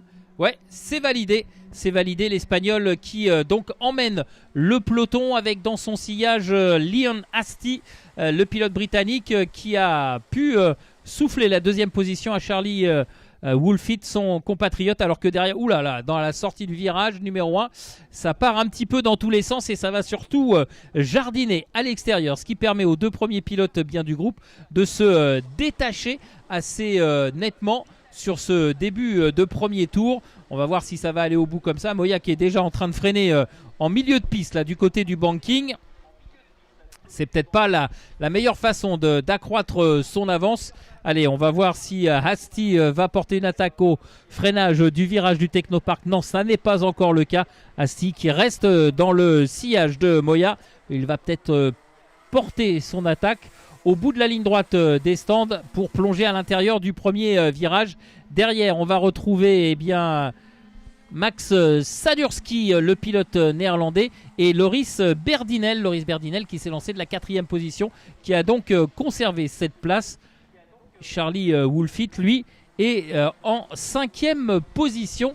Un départ un petit peu plus compliqué pour Woolfit par rapport à son compatriote qui était avec lui sur la première ligne. Et vous le voyez, devant, Ruben Moya est en train de s'échapper avec dans son sillage Leon Hastie. Et ça y est, Leon Hastie qui porte son attaque au banking et qui va pouvoir entamer la ligne droite du Technopark en tête. Maintenant, pour Ruben Moya, la bonne intelligence serait de suivre le rythme du Britannique pour poursuivre cette avance et l'augmenter, pourquoi pas, par rapport aux pilotes qui sont lancés à leur poursuite. I have just been down to speak to Maya Ben Hamza, who is her go-kart written off, her engine completely written off, her race suit written off, her crash helmet written off. She is absolutely fine. She says she felt a bit dizzy, which means that they're going to go through a concussion protocol, so she will not be permitted to race, but she is walking around with her dad in the paddock, a little bit gingerly, but apart from feeling a little bit dizzy, she is completely unhurt, which is remarkable. I know that we're watching a race at the moment, but I think the greater scheme of things, that is the most important update we can give you all day. Voilà, Henry qui explique qu'il est allé voir Maya Hamza qui finalement a pu discuter avec lui. Donc son kart est détruit, son moteur également, son casque, sa combinaison évidemment ont souffert de ce tonneau. Mais la bonne nouvelle, c'est que Maya est sur ses pieds. Elle se déplace un petit peu de façon un petit peu chaotique, mais ça c'est le contre-coup de cette figure de style. Mais en tout cas, elle va bien et ça c'est la première et excellente nouvelle que l'on devait vous donner. Donc tout va bien pour Maya qui va reprendre ses esprits. Elle ne pourra pas poursuivre son week-end, bien évidemment, mais en tout cas, elle n'a pas de blessure sérieuse. C'est sûr que demain matin, au réveil, ça sera un petit peu plus compliqué. Elle a bruising, I guess, tomorrow morning. Tomorrow morning there will be. But again, it's fantastic news, and I think she has a friend or a sister and her dad with her. Now, back to the racing. If you cast your mind back to the World Cup, well, it's still going on, but we got the third place playoff and the final to go. But cast your minds back to the group stages. No Scotland, no party. Well, Scotland lead this race with Leon Hastie. The Scottish fans drank Boston dry. While they were based in Boston, they literally, apart from Bud Light, which isn't classed as a beer, it's sparkling water. It's sparkling water, yes. But Scotland drank an entire city dry just by turning up at the World Cup. All I'm saying is if Leon Hastie ends up winning the international trophy, I will say this, if you could hear me from the city centre of Le Mans, stock up your wine cellars. That's all I shall say. Hasty leads at the moment, and Leon Hasty, as things stand, is currently in the top 8 in points. He would start one of the 2 pre-final superheats from the second row of the grid as things stand. Behind him, Ruben Moya, Max Swiderski, Ugo Martinello. You're looking at, that's a very, the 3-3-0, that is Michael Soltis, who wins the award for the tallest driver in senior Rotax. He looks like he's driving around in a Minimax kart, he's so tall. Now, that goes to show you, and Michael Soltis is running in 8th position, which is an incredible achievement because hot, grippy conditions do not favour tall drivers. But as Hasty starts another lap, we've got 3.5 minutes to go. He's pulling away Ruben Moya and Max Swiderski battling away. Swiderski for the SP Motorsport team, Moya for the PB kart team. Then there's a gap. There they go through turn number 5, and they're not too far behind Hasty. There is a gap behind them. You can see the clean track back to Martinello, Berdinel, Wolfit, Moreau, Bourguignon, Soltis, Rivals, Damadasa, Kjellerup, Gandor, Garcia Well, Aaron Garcia Lopez has gained 15 places as Max Swiderski gains 1 place, but it's an important one. That puts the 301 SP Motorsport kart into P2. Allez, on a vu le dépassement de Saruski devant sur Moya. Moya qui a tout de suite regardé son adversaire, pas vraiment je veux dire satisfait. En tout cas, il montrait de l'incompréhension en lui disant qu'est-ce que tu fais là, qu'est-ce que tu viens me chercher, passe et on ne s'accroche pas, on roule maintenant, parce que devant Leon Hasty, eh bien lui il est parti pour aller chercher une victoire, ce qui lui permettrait de rentrer dans le top 8 au classement général, ce qui ne serait pas une mauvaise affaire avant les dernières manches qualificatives de la fin d'après-midi. Pour l'instant, donc, Hasty mène toujours devant Sadurski et Moya 3e. Martiniello est en 4e position devant Berdinel et Wolfit. There is Gold Chain Charlie running in 6th position behind Loris Berdinel. And et Raphaël Moreau est passé devant Wolfit sur la ligne de chronométrage. Raphaël Moreau qu'on a vu tout à l'heure réaliser une bonne opération. Il est désormais 6e. Yeah, Morel going through that brilliantly, very, very bright, distinctive SF Automatech kart, the number 326. As you look at Wolfit in 7th. Rayan Bourguignon is the 4th driver in this queue, and there is a move and put Raphael Moreau up into P5 and put Gold Chain Charlie up into P6 as poor Loris Berdinel loses 2 places. He thinks about making a move back on Wolfit, but half moves, they just never work. You've got to fully commit. And then behind them, look how much you've got to... that Michael Soltis has got to crouch down, and there is Berdinel going back past Wolfit. Wolfit doesn't defend, gets a good run. Will he try and come back at the 2 Tony karts coming into turn number 3? The answer is no, not this time. 20 seconds to go. Leon Hasty leads Max Swiderski by 1.6 seconds. Out towards the banking. They will see the last lap board next time around. Further back. Now here comes Berdinel to the inside, and Wolfit's Ooh la la la la. Yeah. I guess he will have some. Wolfit, I'll say this: Wolfit sends Berdinel into the shadow realm.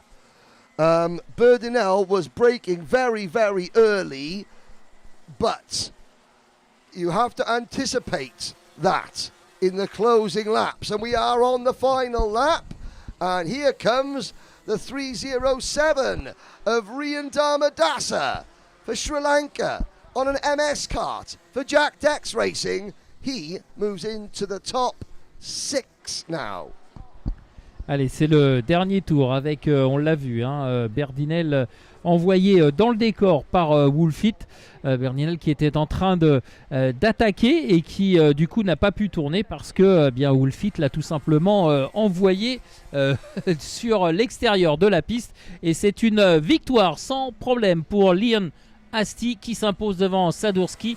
Romain Moya termine 3e. Raphaël Moreau est 4e. Martiniello est 5e. Bourguignon 6e. Lopez Garcia 7e. Et Wolfit termine 9e. Quant à Loris Berdinel, eh bien, malheureusement, il ne termine que 14e. Yep, Leon Hasty, no Scotland, no party, wins Senior Rotax qualifying heat Group F versus Group G. Ahead of Max Sidersky, Ruben Moya, Rafael Moreau, Hugo Martinello, Rayan Bourguignon, Aaron Garcia Lopez. That's the biggest move we've seen out of any driver. Like for the Le Hook Racing team, Garcia Lopez started 29th, finished 7th. Darmadasa, Wolfit and Soltis, the rest of your top 10. And a good drive from Seen Pies Orenball, who's had nothing but misfortune as that young lady from Denmark. She started 34th and finished 18th. And I've got to say, during the lunch break, Eric, she was ready to go home. But she has toughed it out. Will she win the international trophy? No. Will she make the final? Highly unlikely. Do you give up until it's mathematically impossible? Never. Never give up.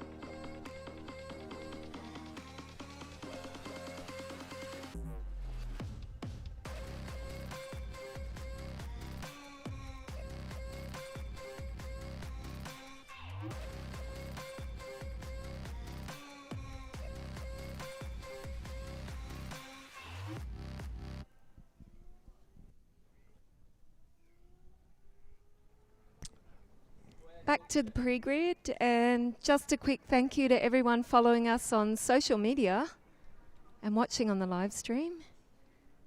It's very nice. Yes, a big thank you for all your comments. I know we're not looking at the live chat too much today. I hope that people are keeping it clean and respectful. We're trying to keep you updated with the condition of drivers that are involved in various incidents. But this, Jen, is the last round of junior heats. And what have you managed to gather? You know, what's the atmosphere like down amongst the mechanics and the drivers? Because they've got, Group C, Group A, B, C, and D. One round of heats to go.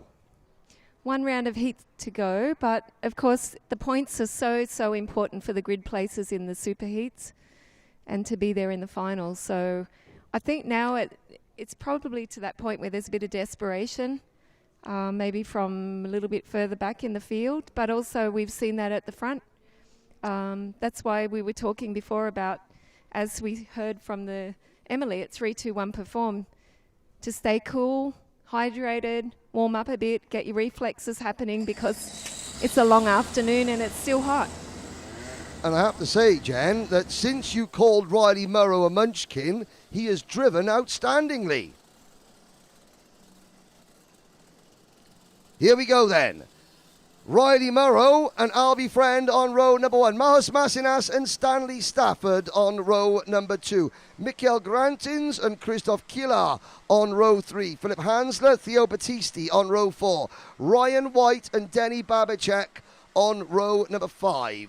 Mathieu Andre and Turhan Erin Unludigan. Then it's João Marie Pereira, Anton Christiansen, Gabriel Giacomelli, Jensen Chalk, Thibaut Mercier, Daniel Minto, Harry Taylor, Dario Sanchez Galvez, Floris Schenkenberg, Julian Duema, Leonard Kirster, Sarkani Hanga, then Gwedson, Bailey, Hammond, Duval Guache, Balbanov, Siadowska, Goitry, Elliott and Clinkers. Mitchell Elliott driving for the Irish Odrin Henry Racing team.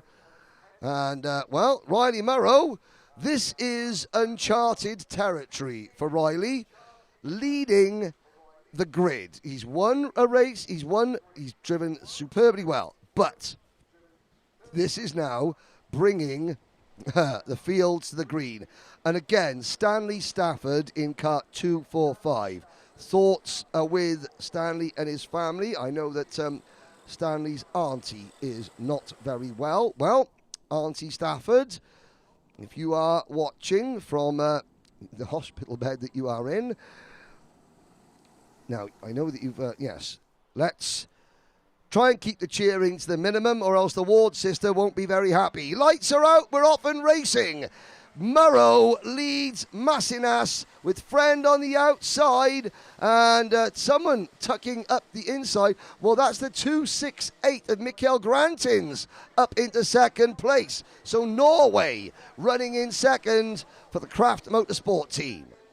Allez, Riley Murrow qui était en pole position là pour la première fois, qui a donné le départ et qui s'en est superbement bien sorti. Derrière lui, Masinas qui pensait peut-être le débordé, on va dire ça comme ça. Eh bien, c'est lui qui s'est fait un petit peu malmener dans le premier virage. Du coup, il a été obligé de cravacher. Il est désormais en deuxième position au bout de la ligne droite du Technopark. Mais Riley Murrow, lui, eh bien, il est déjà parti. On va voir si ça va se poursuivre ainsi, parce que derrière, eh bien, Masinas, il est déjà aux prises avec ses adversaires directs.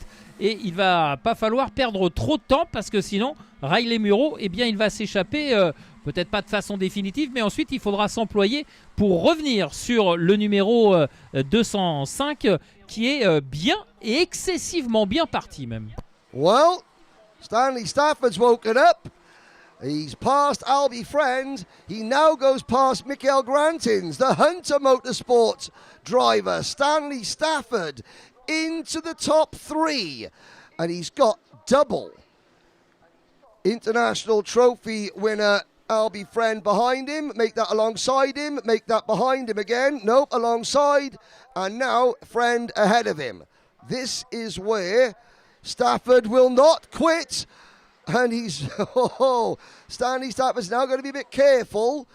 Don't overdrive it, Stanley. You've now got European Trophy Championship leader and former Grand Finals champion Denny Babicek behind you.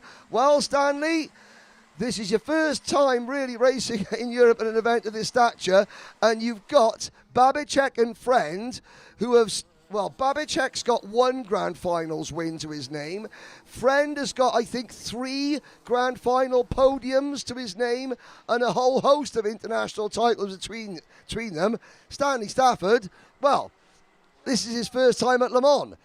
Stanley, if you could drive one-handed, take a notepad and a pen out with the other, start going to school. Because Friend and Babicek can teach you an awful lot here. Looks over his shoulder, says, now, is that go? Babicek says, yeah, you were telling me to overtake you. That's what. Now, Stanley, sitting behind, you've got a teammate in the form of Ryan White behind you. So, Stafford and White, the Hunter Motorsport team, they work together. They hope. They pray. They should. Will they? Let's find out. Allez, Riley Muro, toujours aux commandes, mais derrière, eh bien, on voit que Mathius Massinas est en train de forcer pour tenter de revenir sur le leader. Il est sur le point d'y parvenir, mais ils ont creusé l'écart. Derrière, Albert Friends a pris le meilleur et troisième. Babicek, lui, vient de prendre le meilleur sur Stafford, et Ryan White complète le top 6. Mais on le voit, c'est un petit peu décousu dans cette course avec des pilotes un petit peu partout. C'est pas tout à fait propre et fluide comme on l'a vu tout à l'heure dans la catégorie senior. Et on voit bien maintenant que Riley Muro il va devoir s'employer pour contenir le retour de Massinas qui semble inéluctable. And don't sleep on Harry Taylor in the 227 kart for Dan Holland Racing. Taylor, from 19th on the grid, now moves into the top 7. There is Harry Taylor, now sizing up the number 268 Craft Motorsport kart of Mikkel Grantins. And Grantins, the Norwegian Viking, is under pressure. This battle is allowing the top 6 or 7 karts to maybe break away. Well, the top 2, certainly, because Riley Murrow continues to lead this race. This could be the weekend where, after a tough first 6 months in Junior Rotax, it all comes together for Riley Murrow. Now what does he do when he gets the Grand Finals champion alongside him? Quite wisely, he moves aside. What does he do when he gets Albert Friend alongside him? Quite wisely, just moves aside. Now, tuck in and follow. There's still 4 minutes this race to go, so he still has a chance to win. At the moment, though, his best position is probably pushing these two along, because in terms of race pace, as Murrow runs a little bit wide coming out of turn number 5, he's got Denny Babicek now closing in behind. The two Hunter Motorsport drivers, Stafford and White, continue to run 5th and 6th, with Taylor 7th, Grantins, Battisti and Philip Hansler rounding out the top 10. Allez, changement de leader, me semble-t-il, avec évidemment Albert Friend maintenant qui est passé. Massinas a pris le meilleur aussi, 2e position. Babicek est 3e et Riley Murrow est désormais 4e. Il a été un petit peu poussé au large, qui a permis à ses 2 autres adversaires d'en profiter pour l'écarter pour l'instant du podium virtuel de cette manche qualificative. Mais attention, on l'a vu tout à l'heure, Riley Murrow, il est coriace en dépit du fait que ça soit sa première année dans la catégorie junior, mais il n'a pas dit son dernier mot. Et Riley Murrow, à mon avis, il pourrait bien nous surprendre d'ici à la fin de la course.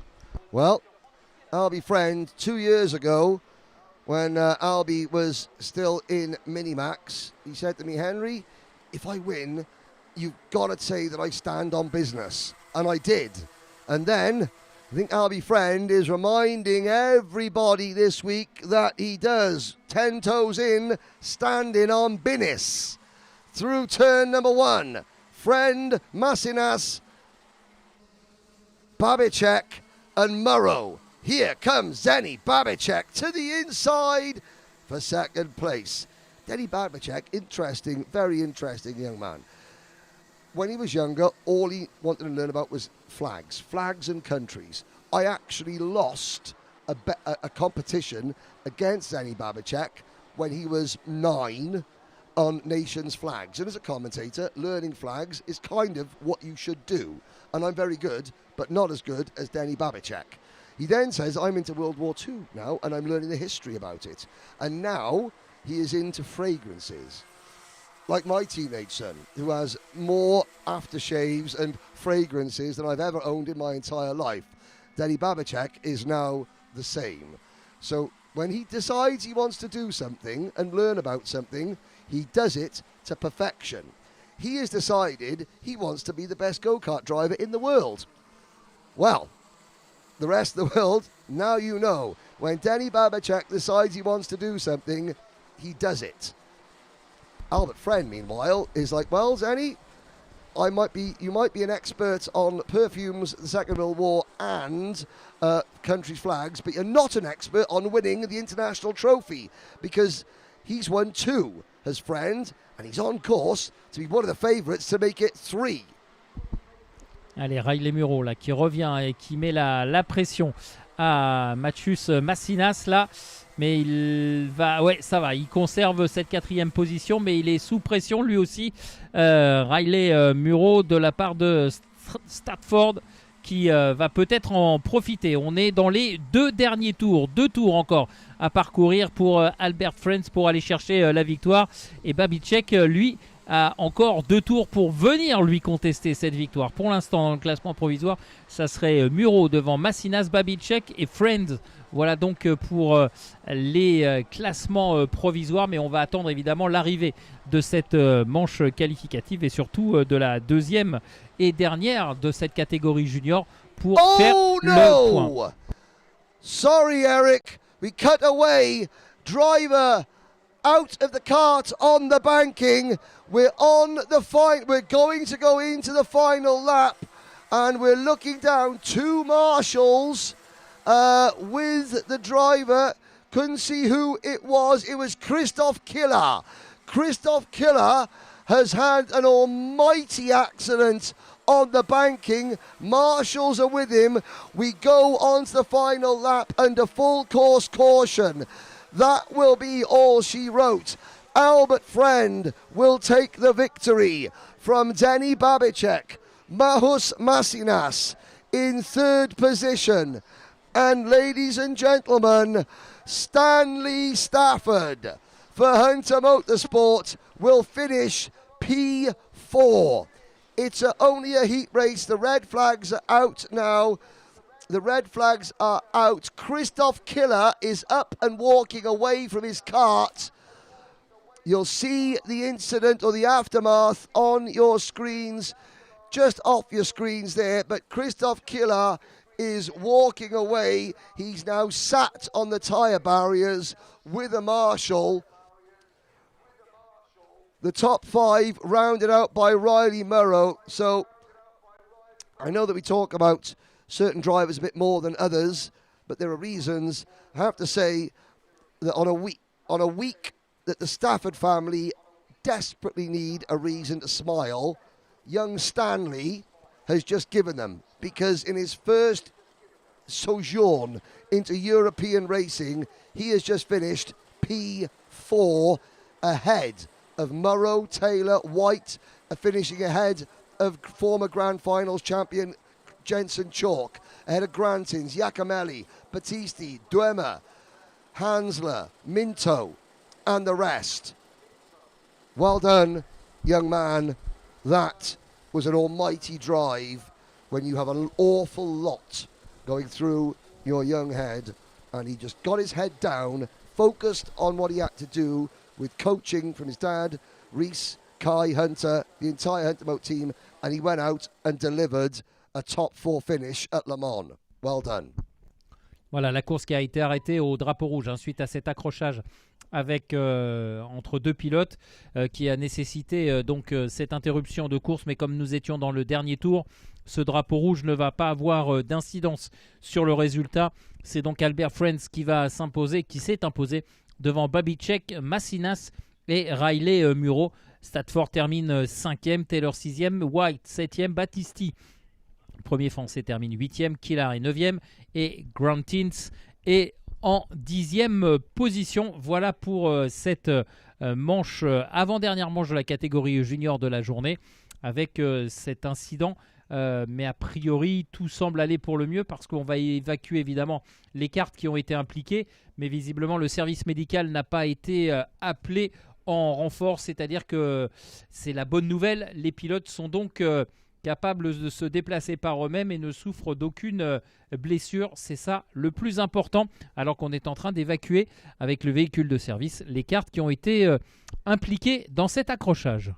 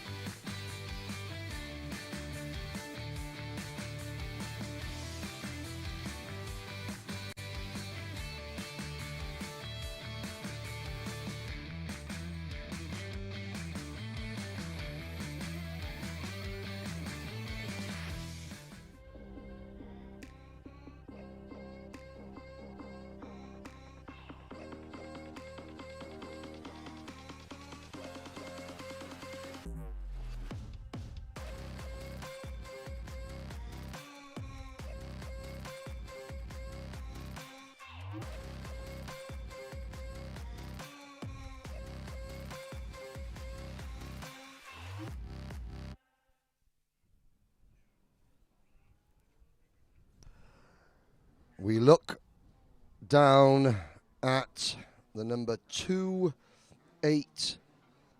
Oh, that's the Castellet kart team.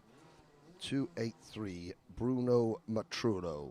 Starting on the outside of row 1 for what will be the very last Junior Rotax race of the day. Out onto the circuit come the drivers. Led by Finley Lines, alongside Bruno Matrullo, Sebastian Clark, Tren Van Malik, Rares Pascu, Maxence Lablay, Kimmy May, William Nielsen, Nolan Michaud, Luan Seidel. That's your top 10. All right, Luca Holmes-Ballock, Leo Gonzalez, Thomas Jackson, The Farmer, Tom Reed, Liam Berdinell, Matisse Huard. Reese Lomax is trying to call the phone that is in the commentary box. So whoever Reese Lomax is just trying to ring, and Reese is working for the Kraft Motorsport team, the phone that he was trying to ring is with myself and Eric in the commentary. Hang on a second, this is good. Let's answer this. Let's see. Press the green button, up. Hang on a sec, this is live. Hi Reese, you're live in the commentary box. Someone's phone is with me, and do you want to talk down the grid with me? Because we're waiting for Finley Lines to start. What do you want to say, Reese? Not much. Ah, okay, so your phone is in the commentary box.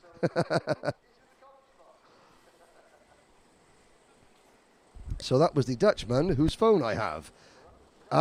And it's Reese. Reese was his mechanic. There we go. What was your name, sir? I'm David. Hello. Hello, David Adolf. Yes. No, David Ula. David Ula. Well, there you go, sir. You've now got a phone again. Thank you. Right. All that good fun and games over and done with. Let's go racing for the last time today in juniors. Allez, c'est parti pour Finley Lines qui va... Oh, alors qu'il y a un problème pour le numéro 273 et qui repart bon dernier. Pendant ce temps-là, Finley Lines, lui, est passé en tête et pour l'instant mène le groupe dans cette dernière manche qualificative des juniors.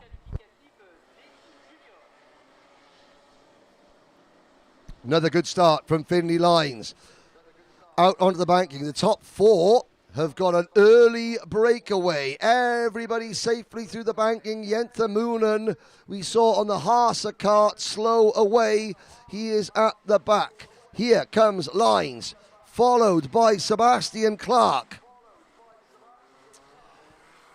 The two KR Sport drivers side by side for the Kraft Motorsport team. The 216 and the 255. That would be Thomas Jackson and Kimmy May.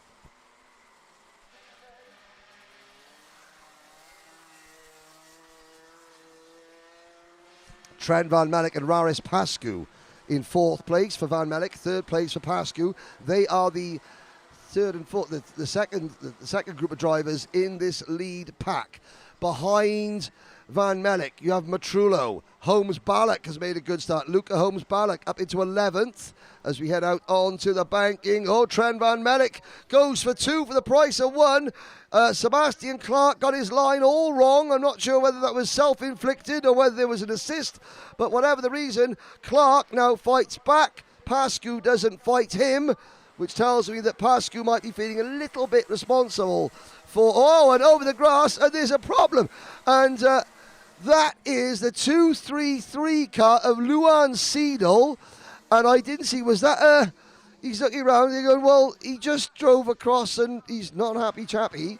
Was it Leo Gonzalez possibly in the MKC Motorsport car? I couldn't 100% identify it, but it may have been Luan Seidel. Gives the Marshall post a kick. He doesn't give the Marshall a kick, just a post. Allez, on a vu que ça se passait pas très bien pour le numéro 233, Luan Seidel, qui a été contraint à l'abandon. Pas très content, le pilote helvète, a priori victime de la fougue d'un autre pilote. Alors, est-ce que ça a un rapport avec l'avertissement que l'on voit ici pour González Lio, le numéro 254, qui est averti? Est-ce que ce serait la conséquence de cette sortie de piste? Bref, on verra ça un petit peu plus tard. Pour l'instant, Finley Lines mène toujours la danse devant Van Malik et Pascu. Sebastian Clark est en 4e position et Bruno Matrullo, qui s'est lancé depuis la première ligne, est donc passé 5e sur la ligne de chronométrage chez lui, que l'on voit mener le groupe de chasse pour tenter de revenir sur le quatuor de tête, enfin un quatuor de tête, un homme isolé et un trio qui essaye là aussi de faire la jonction. I know, good opportunism there from Sebastian Clark. Rares Pascu opened the door to make the move on Trent Van Malik going into turn number 3, and Sebastian Clark just followed the Dan Holland racing machine through. There in the foreground you could just see a driver getting out of their kart, and that driver is not happy at all because that driver's Luca Holmes Ballack. Luca Holmes Ballack has just seen his chances go up in smoke. He walks away, and out of a top 6 position goes the Anglo-Serbian driver, and he's very, very upset, I have to say. And that is game over for Luca Holmes Ballack. He should still make the super heats tomorrow, but he knows now that there is very little he can do. If you're not in the top 15 or 20 positions overall at the end of today, then you really are a rank outsider for the title, because in both junior and in every class, the field is so stacked. Yeah, you've seen drivers come through in qualifying, from having bad qualifying, and they've come through in the heats. But generally now, the main players are all going to be at and around the front. And if you're starting at and around the front in junior or senior, that means you've done the job in, 4, 5, 6 heat races that some of these drivers have had. And that is why Holmes Ballack is so upset at the moment. He sits with his own thoughts in the Marshall post. Meanwhile, back on track, Finley Lines is, very, very, very far in front. Allez, il reste 3 minutes 45 encore dans le temps réglementaire, plus le tour additionnel.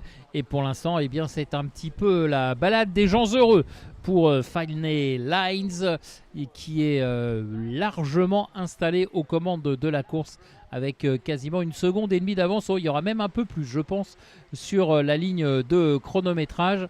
Mais le Britannique qui, pour l'instant, eh bien, ne se préoccupe, et il a raison, absolument pas de ce qui se passe derrière lui. Pascu est toujours deuxième, Clark est désormais troisième, Jackson aussi, et c'est Van Melik qui a rétrogradé de 2 places. Mais pour l'heure, rien n'est définitif parce que vous le voyez, ce groupe de chasse, eh bien, il est très compact et ça pourrait encore nous valoir bien des rebondissements puisqu'il y a Kim May également et Nolan Michaud qui en font partie pour bien savoir qui va aller chercher les 2 places virtuelles du podium de cette manche qualificative, mais surtout marquer les gros points qui vont avec. Rares Pascu follows Finlay Lines at a distance.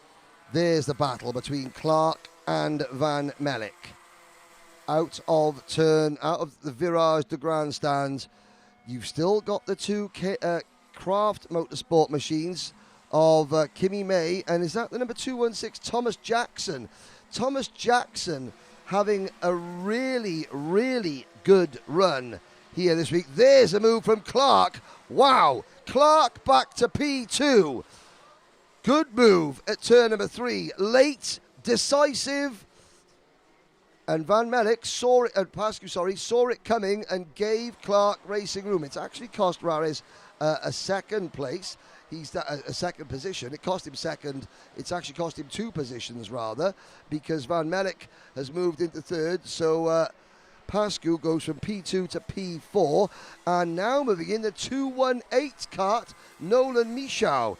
That looks like it's a Dream Racing livery machine. It is, and now Michaud splits the 2 Craft Motorsport karts. And now he's going to try and get past Thomas Jackson. Jackson, P5, very impressive this week.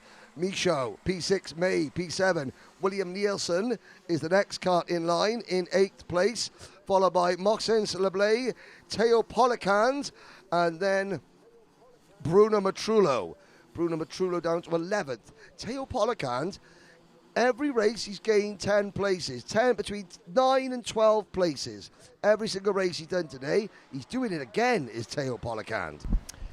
Théo Polican qui continue sa remontée, il part à chaque fois 19e et là il est remonté dans le top 10. Théo Polican, le numéro 201, est un pilote vraiment très rapide. Il était très impressionnant du côté de Varennes également. Malheureusement, il a été exclu pour conduite antisportive et c'est un petit peu son point faible. Il a tendance un petit peu à jouer des coudes, mais alors quelle vitesse de pilotage pour Théo Polican qui devrait encore grappiller, à mon avis, avant le terme de cette course, voire 1 ou 2 positions. Et on le voit ici, là, il est dans le groupe de chasseurs aux avant-postes. Et voilà, Théo Polican qui s'est accroché avec un pilote et qui perd le gain de cette belle remontée. And the 247 kart. That is Maxence Leblay out of the race. And you can see the side pod is now detached. Who was that? Oh, well, Eric, it was you were talking. It's not my fault. Teo Policon, the curse, the commentator strike. I was going to ask, is Teo Policon any relation maybe to Jerome Policon? Yeah, that's what I was wondering too. Yes, yeah. And I was just explaining that Teo is a very fast driver, but he was excluded from Varennes races. RMCIT. Because he was too aggressive on track. And that is a weird point, I can say. And yes. Look what happened exactly. I was just talking about that, and then we saw the results of what happened there. But it wasn't me this time that put the curse, the commentator, on one of our drivers. We are on the final lap. Finlay Lines has put on another absolute clinic. 3.5 seconds up the road. We talked about 85 entries in Junior Rotax. 84 of them aren't even in the same camera shot almost, as Finley Lines takes another absolutely dominant victory. And Clark, Van Melik, Pascu, Michau, Nielsen, Jackson, May, Matrullo, and into the top 10, Tom the Farmer Reed. What a drive from 21st to P11 for Thomas Gavaneniu. The young Romanian driver, he wanted to make the superheat. Well, I think he's done a lot more than that.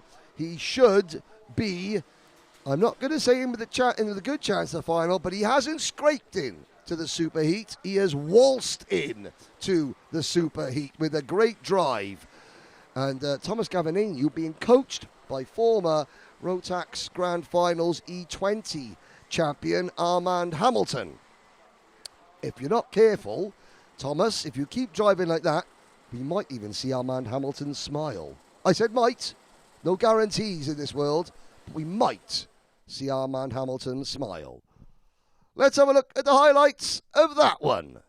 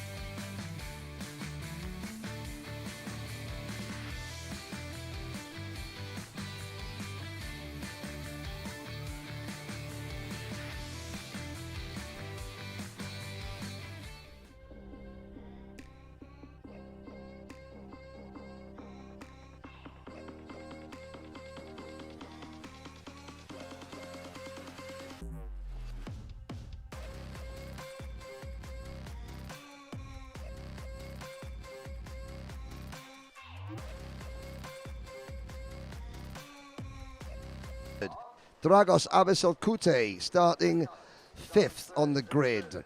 Simon Perigny, I have to say, Perigny has not quite had ultimate pace in race trim. Langlois has. At the moment, before the last round of heats, and Elio Gilter has also been very, very quick. Now, Group A, Group B, Group D. So Group C in seniors, they have done all their races. And that would be Sean Butcher at the moment leads the classification from Boaz Maximov. Tom Langlois is in prime position here to take pole position or take top spot in the point standings as things run at the end of this race. They come to the line. Now the lights are out. Now we're off and racing. Langlois and Bishop make a good start. Watch for round the outside goes Perigny, and we're all through turn 1 cleanly. Hold your breath. Next flashpoint is turn 3. Here we go, and well, that was very well behaved as well. Well done, drivers. Voilà, Tom Langlois qui est parti de la pole position et qui a conservé cette position de pointe pour l'instant.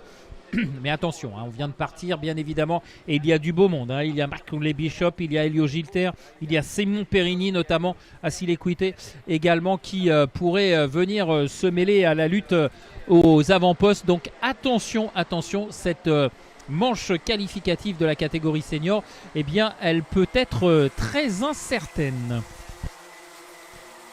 Across the line to complete lap number 1, Langlois, Perigny, Bishop, Avisolcute, Gilter, then the 3-3-5 cut of Ruben Morel, followed by Noel Zach, who didn't make it out for the previous heat, and he probably wishes he never made it out for this one either, because he's lost his nose cone and he's been given a technical flag. In fact, he didn't even wait for the technical flag. Noel Zach, 1 technical failure and 1 did not start. I would guess that he is one of the 40 or 50 or so senior drivers that we won't see in the Super Heats tomorrow. So Noel will probably just drive the kart straight into the back of the van and head off for Austria. Also out of the race, the number 416 of Enzo St. Leger. So the last thing you need in this race is a DNF. If you're finishing this race, you're giving yourself half a chance of making it into the top 72. A DNF now for anybody outside the top, say, 40 in points would be catastrophic. Langlois continues to lead.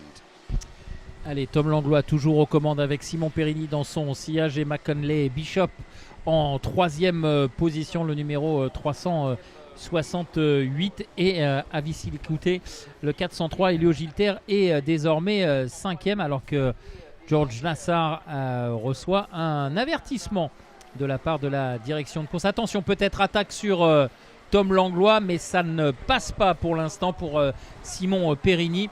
Et comme l'expliquait fort justement Henry, c'est une manche sous haute tension, parce que là, si vous ne finissez pas la course, si vous êtes pour une raison ou une autre en dehors des points, eh bien c'est peut-être votre place en super hit de demain qui se joue, et donc la possibilité qui s'évanouit de disputer la finale pour aller chercher le ticket pour la grande finale de Portimao en fin d'année. Pour l'heure, eh bien ça se passe plutôt pas trop mal pour Tom Langlois. Tom Langlois qui résiste pour l'instant aux prémices des attaques de Simon Perigny. Et attention à McKinley Bishop, voilà, qui se fait attaquer par contre par, me semble-t-il, Avisilikoute. Well, Dragos Avisilikoute briefly held 3rd place. Eric Macaulay Bishop fights straight back, and now Avisilikoute defending into Virage do Technopark, Elio Gilter, and everybody else. Oh, are they all going to get through cleanly? Hold your breath. Yes, they do. On to the start-finish straight. So Langlois and Perigny are now clear of Bishop and Avisilikoute. Elio Gilter is at the front of this hornet's nest. George Nassar in the 333 kart is in the middle of it. So is Noah Janssen. So is Alexandra Parodi, Theo Giloteo. Who else is involved in that? Ruben Morel. All in that group as the 2 French drivers pulling away. We've got a lead change. Simon Perigny back to the top of the charts. Voilà, on vient de le voir, hein, Simon Perigny qui a pris le meilleur aux dépens de Tom Langlois. Tom Langlois qui, fort intelligemment, n'a pas résisté. Il sait qu'elle est importante, cette manche qualificative. Lui qui, pour l'instant, est premier au classement par points. Évidemment, c'est la première manche senior qui est en jeu actuellement. Il en reste encore 2 et on fera les comptes au terme des 2 autres. Mais pour l'instant, Tom Langlois, il marque des points précieux. Et bien évidemment, comme on vous l'a expliqué, il a tout intérêt à aller au bout de cette course, même s'il ne la gagne pas, s'il termine 2e. Ça sera une belle place assurée pour les super hits de demain. Ça ne veut pas dire que Tom Langlois a perdu toute ambition et qu'il ne souhaite pas reprendre sa première place aux dépens de Simon Périgny. En tout cas, pour l'instant, les deux pilotes ont creusé l'écart. McKinley Bishop essaye de lancer la poursuite, mais ça va pas être simple parce qu'il reste 3 minutes 44 plus un tour. Well, Périgny looking comfortable up at the front, trying to prove me wrong. There's me saying I didn't think he had ultimate pace. But the 319 car, the Arthur LeHoux Racing team, they've got the setup, they got the tyre pressures right for this one. Langlois is happy to push Périgny because Tom Langlois on 267 points currently leads the point standings over Sean Butcher, who has 256. Simon Périgny is third on 255. Boaz Maximov on 244. Elio Gilter 235. Macaulay Bishop 218. Now that's a 50 point spread at the moment between first and sixth. There'll be an awful lot of drivers. Oh, and there's the 423 kart of Daniel Syria Aissa from Algeria having a spin. Eva Morris has also had an issue and is down at the back of the field. But Bishop will be concerned. Well, that 50 points difference between first and sixth, that's not going to be first and sixth by the end of it. If Tom Langlois is your points leader at the end of the heats, then 50 points less than Langlois is going to be, I would say, at the tail end of the top 20. If you're lucky, maybe the top 25. Showing that even one, and Bishop's had one DNF, that just to show you how crucial it is to stay consistent and on track and without any penalties and just without any bits of bad luck. As we watch the two French drivers with Bishop now closing back in, Avis Lacouté, Gilter, then it's Morel, and then this group now being led by George Nassar. Allez, on retrouve Tom Langlois aux avant-postes, toujours sous la pression de Simon Périgny, qui pour l'instant ne cherche pas plus que ça à reprendre l'avantage. Tom Langlois a repris le leadership parce que derrière, attention, McKinley Bishop est en train de revenir. Alors est-ce que Tom Langlois a été averti de ce retour et qu'il prend maintenant en main le rythme de cette fin de course pour éviter justement à Bishop de revenir? Mais en tout cas, Tom Langlois est repassé aux commandes de cette course. Derrière les trois hommes de tête, Langlois, Périgny, Bishop, on retrouve Avis Lacouté et Elio Gilter. Through the pit chicane, now around the virage de grandstand.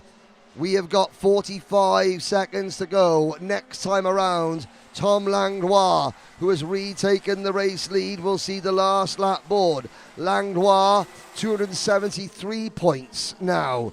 He has. Périgny still third in points, but on 249. Sean Butcher, second on 256. How many drivers will get between 200? Oh, and now what is that on the back of Simon Périgny's kart? The answer is it's a rear bumper.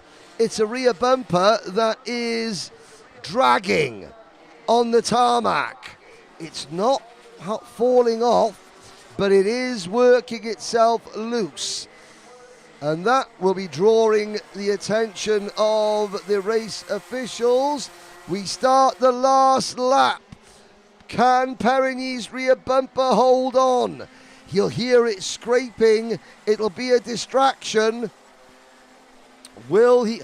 There were drivers have had rear bumpers fall off or completely detach themselves, and there it is. Now the left half of that rear bumper has completely detached itself. You can see on our cameras Bishop in third, looking at the second place driver thinking, that's not going to stand up in post-race scrutineering, is it? En tout cas, attention, Simon Périgny là, qui est en délicatesse avec son pare-choc arrière qui montre des signes de faiblesse. Faut surtout pas trop escalader les vibreurs. Don't have to try to go on the curbs because it will be a big problem. But this is the end of the race. Voilà, fin de la course avec la victoire de Tom Langlois devant Simon Périgny et McKinley Bishop 3e. Avaicili Quitty termine 4e et Elio Gilter termine 5e. Voilà pour cette dernière passe pour les pilotes A et B de la catégorie senior. Et pour Simon Périgny, ça a été plus que juste. So, Tom Langlois finishes his final heat on top of the pile. 273 points out of a maximum 300. 50 points per win, because we're using the FIA point system.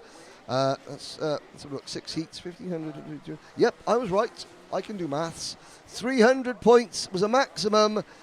Langlois takes home 273. That is very impressive. What's more, it's going to be very tough to beat for anybody else as we try and decipher who is going to... Well, we're not going to be able to tell you right away who is going to make the top 72. We've only got the top 8 on our screens.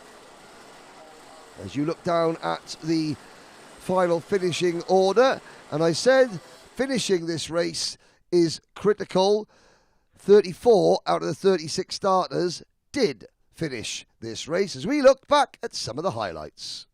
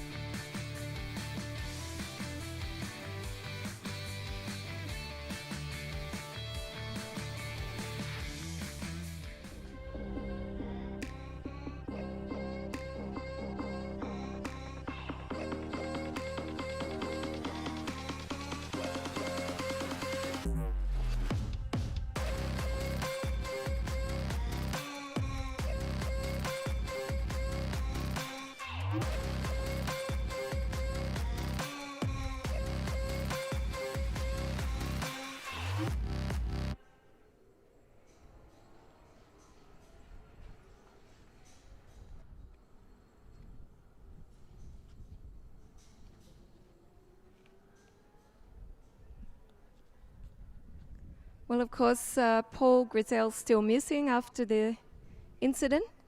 But yeah, Charlie Wolfit leading everyone out from P2. And of course, Harry Freeman hoping to finish this heat. We're getting down now to the last chance for points. But of course, you've got to get to the end. But some really good racing happening here. And make sure, if you are watching us at home, to check the schedule for tomorrow. A little bit of an earlier start, warm up. And then, of course, we've got super heats before the finals in the afternoon. So we're going to come down to the last 36. But Junior and DD2 and Senior Max need to decide between them in the super heats who's going to be in the finals. So it's going to be a great day. Almost ready for a start.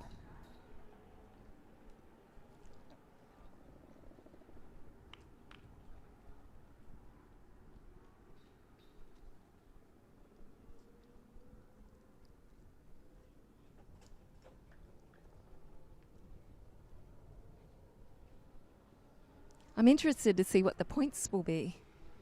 Henry and Eric. Maybe Hello. you can give us an update. What's that? Yeah, well, on the points. What's happening? Tom Langlois, Jen, looks pretty well unbeatable at the moment on 273 points. Sean Butcher is second on 256. I'm looking, there's Gold Chain Charlie, senior debut.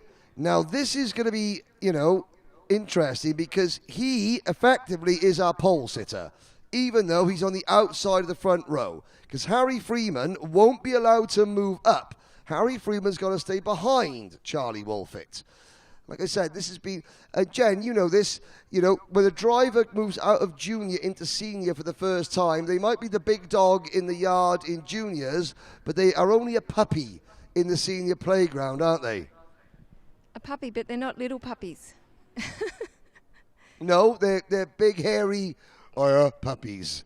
But and actually, there's a lot of rookies in seniors, like Jeremy Roivers as well, when you think about it, who we've seen at the front. Dragos as well, who are really showing up this year as if they've been there for 2 or 3 seasons. Yeah, and I've got to say, Harry Freeman being also another one, it's interesting that I find that a lot of the juniors that have moved up at the front, they've learned how to race seniors very quickly because, Jen, junior racing and senior racing are very different. They are, but some of the seniors from last year were actually racing against those juniors the year before. Especially in the UK, because remember that they can be 1 year older in juniors. Which is the cause of confusion every single year when it comes to deciding who can race in what class. But thank you very much, Jen. Engines are being fired. Here we go, your starting lineup. Charlie Wolfett, the only driver on the front row of the grid. It'll be Harry Freeman and Loris Berdinel on row number 2. Then it's Vivian Gione and Hugo Martinello, Arthur Roban and Max Swiderski, Titouan Lescaille, who won his most recent race, and Matteo Rivals and Antoine Grissel.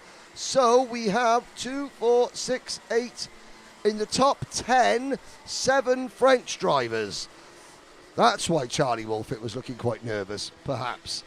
Then Riandama Dassa, Charlie King, Hugo Lacroix, Louis Sumner, Diego Cardoso, Thomas Verheyen, Rayan Bourguignon, Jack West, Pablo Estevez, Roman Saye, Louis Foucher, Louis de Rigoleur, Keith Burke, Dimitar Kolev, Isaac Jameson, and you can see down at the bottom of the grid, watch out for 305. Signe Pais Ornball, the young lady from Denmark.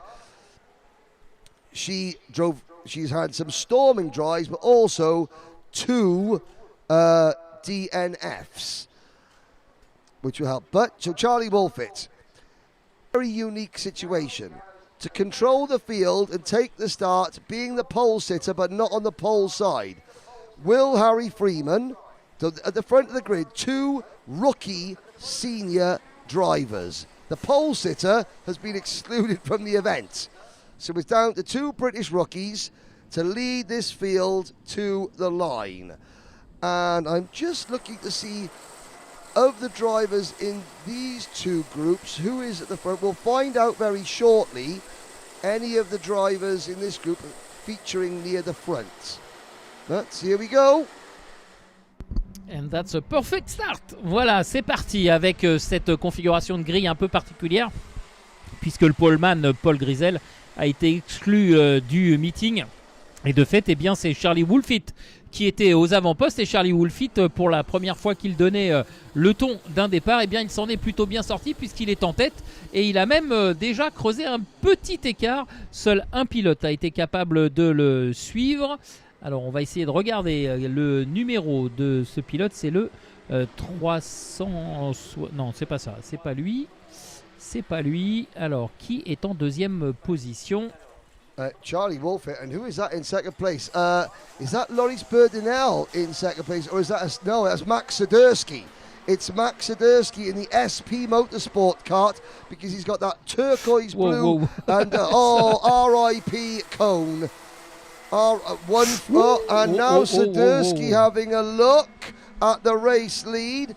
The SP Motorsport team, they allow their drivers to pick the colour of the end plates on the rear wing and just a little bit on the nose cones of the kart, so that every driver of the team has their own identity.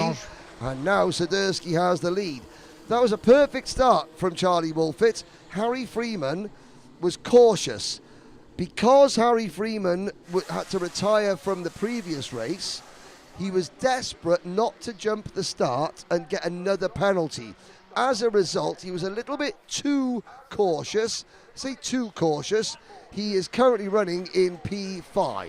No, make that P4 now. So, not a complete disaster for Harry Freeman, but Sadurski, who started in 8th place, has charged up to the front and leads Wolfett with the dream racing kart of Hugo Martinello in P3. And of the drivers on track, Martinello would be the best placed in points. He has 222 points, pushing Macaulay Bishop back to 7th. Vivian Gionnet, who is currently 8th on the road, he is currently 8th in points. So Martinello can move up, he can maybe move up another place ahead of Elio Gilter in the point standings. Gionnet can possibly move up another 3 or 4 places. Allez, la bagarre en tête se résume maintenant à un trio. On avait vu tout à l'heure Sadurski et Wolfett s'extraire assez facilement du paquet. C'est Martinello qui est venu les rejoindre, histoire d'agrémenter un petit peu cette bagarre et ce duel. Hugo Martinello, le numéro 310, qui est en train peut-être de prendre la 2e position. Non, il s'est fait refermer la porte par Wolfett.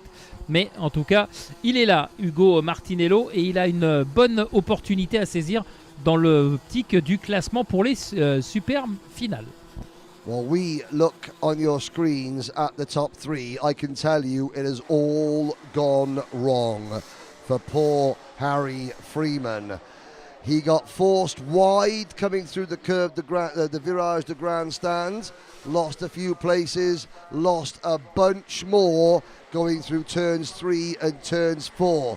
He started this lap in 10th place, and he's going to gain a couple of places there, because Rian Damadasa and the number 315 of Antoine Grissel have just collided. Grissel is out.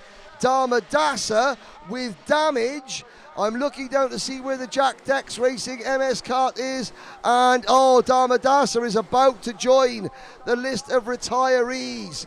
Will that spell the end of the Sri Lankan driver's hopes of making it to the main event? Because he will have to retire. The technical flag will, I'm sure, be shown, because half his side pod has literally been ripped from the metal on that MS kart. And Sadurski still leads. A change as the 309 and Matteo Rivals passes Hugo Martinello. And Harry Freeman, while he had dropped to 14th place, then he picked up a couple of places with the Grissel Damadasa incident, and he's now 12th. Allez, changement en haut de la hiérarchie, non, pas tout à fait, en 3e position, puisque c'est Matteo Rivals désormais qui est 3e. Il s'est imposé à Hugo Martinello, qui recule évidemment d'un cran, mais pour l'heure rien n'est compromis pour Martinello, qui reste 6e au classement général de cette catégorie senior. On va voir maintenant s'il y a possibilité de faire évoluer ce classement, mais vous le voyez, la course est un petit peu décantée au niveau de la tête de l'épreuve, avec Sadurski qui est détaché, Wolfett en 2e position, lui aussi détaché par rapport à Rivals. Mais comme Rivals vient de doubler Martinello, qui semble un petit peu avoir des difficultés pour suivre le rythme, est-ce que Rivals va être en mesure de revenir sur Wolfett? Ça semble être le cas. Rivals-Wolfett, c'est la prochaine bagarre à n'en pas douter. Well, believe it or not, at the moment, Hugo Martinello cannot afford to lose any more positions if he wants to start on the 2nd row or the 3rd row of the grid for his superheat. At the moment, Martinello has 219 points. There's Damadasa, and there is what is, well, There is the technical flag. I was going to say technically that side pod's not hanging off, but technically that's not safe. So he is going to be out of the race. Where is Charlie Wolfit? Charlie Wolfit is currently 1 second behind Max Sadursky and 1/10 of a second in front of Matteo Rivals. If Martinello loses one more place, then he will drop from 6th to 7th in the point standings and put Bishop back into the top 6. Now, there are 2 drivers in the barriers at Curve des Duchons, and we will try and get number checks on them. That might be Loris Berdinel, and it might be Charlie King. Charlie King, the Strawberry Racing driver, it's Jack West. I think it's Jack West in the 360 kart who gets going again. He's already, Loris Berdinel's kart was sort of stacked on top of Jack West's kart, and Jack West made sure it was not on top of his kart anymore before he drove off. Jack West trying to make it into the main. Martinello battling Wolfit. In fact, that is Matteo Rivals has gone past Wolfit. Martinello in the 310 kart is right there, and Martinello has only got about 0.2 of a second in hand over Hugo Lacroix, Arthur Robin and Titouan Lescaille, who is closing in as well. Max Sadursky now moves into the top 8 in points at the expense of Vivian Gionnet, who has plummeted down the order to 13th on the road and has had another problem on this lap. Allez, Sadursky qui vient de passer devant la ligne de chronométrage pour ce qui sera son avant-dernier tour. Il reste 30 secondes maintenant dans le temps réglementaire à parcourir. Rivals est toujours en 2e position, Wilfried 3e et Martinello 4e. Il a été rejoint par Hugo Lacroix, Titouan Lescaille également et là Arthur Robin et Pablo Esteves, un tir groupé là, des pilotes français de la 4e à la 8e position. On retrouve nombre de pilotes français, mais pour l'instant, eh bien, c'est Max Sadursky qui maîtrise la situation et il la maîtrise assez nettement vu l'avance qu'il a. Attention à l'attaque au freinage du virage du Technopark là à l'arrière. Ça passe, mais c'était un petit peu chaud. On va voir qui s'en est le mieux sorti. Il me semble que c'est effectivement le numéro 362, Hugo Lacroix. Oh, now what is that a slower kart? Is that a lapped kart or is that a problem? Now what was that all about? Trying to see who that was. It must have been a slower kart. Okay. Okay, yeah, that was a bit bizarre. We're on the final lap. There was one driver ushering a lot of others past on the. Was it the 330 kart? Possibly. Vivian Gionnet in the 324 has now fallen back to 26th. That isn't great for him, but Max Sadursky, we haven't spoken much about him because he has cleared off and he is about to win this race. Sadursky at a canter from Rivals, Wolfit, Lacroix, Lescaille, Roman Esteves. Et Martinello qui a perdu beaucoup de place, 8e au dernier passage sur la ligne d'arrivée. Finalement, il a perdu 3 places dans le dernier tour. Hugo Martinello, il a été devancé par Arthur Robin, Pablo Esteves et Titouan Lescaille. Behind Hugo Martinello, Charlie King comes home in 9th. Lewis Sumner. Well, the X-Kart team have got their first international top 10 heat race finish. Well done, team. Harry Freeman finishes 11th. Rory Armstrong, that's the drive of the week for him. Up to 13th place after starting 31st. And I said, watch out for Sien Pai's Orenball, starting plumb last in 34th. She passed half the field in her 305 RS competition kart to finish 17th. We watch the list of non-finishers. Vivian Gionnet fades to 26. Now, he's still going to make the main event and make the superheats. But Macaulay Bishop now remains 6th in points. Max Sidursky, courtesy of his win, moves up to 7th in points. And Hugo Martinello, that last lap cost him a couple of places in the race, and it cost him 2 places in the point standings. Because Martinello is currently 8th.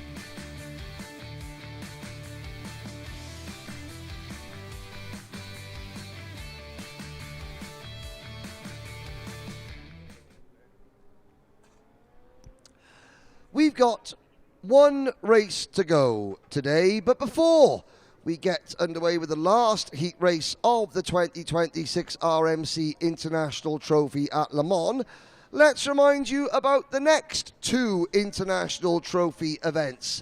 The first of those 2 being the International Trophy South America between October the 6th and the 10th. For the first time, the RMC International Trophy South America goes to Uruguay.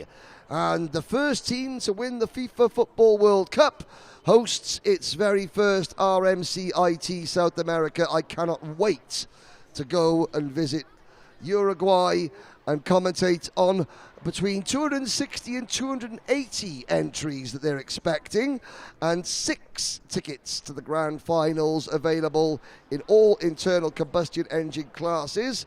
I don't know about the E10s, but certainly there are tickets in Micro, Mini, Junior, DD2 and DD2 Masters, as well as, of course, Seniors, available in October at Uruguay. Then, at the start of 2027, it's the International Trophy Asia, the very first 6 tickets for the 2027 Rotax Grand Finals, which I'm being told is going to be held at Landau in South Wales. The Grand Finals, my home track. January 21st to 24th, 2027, the Koloane Circuit, right in the heart of Macau, Goya.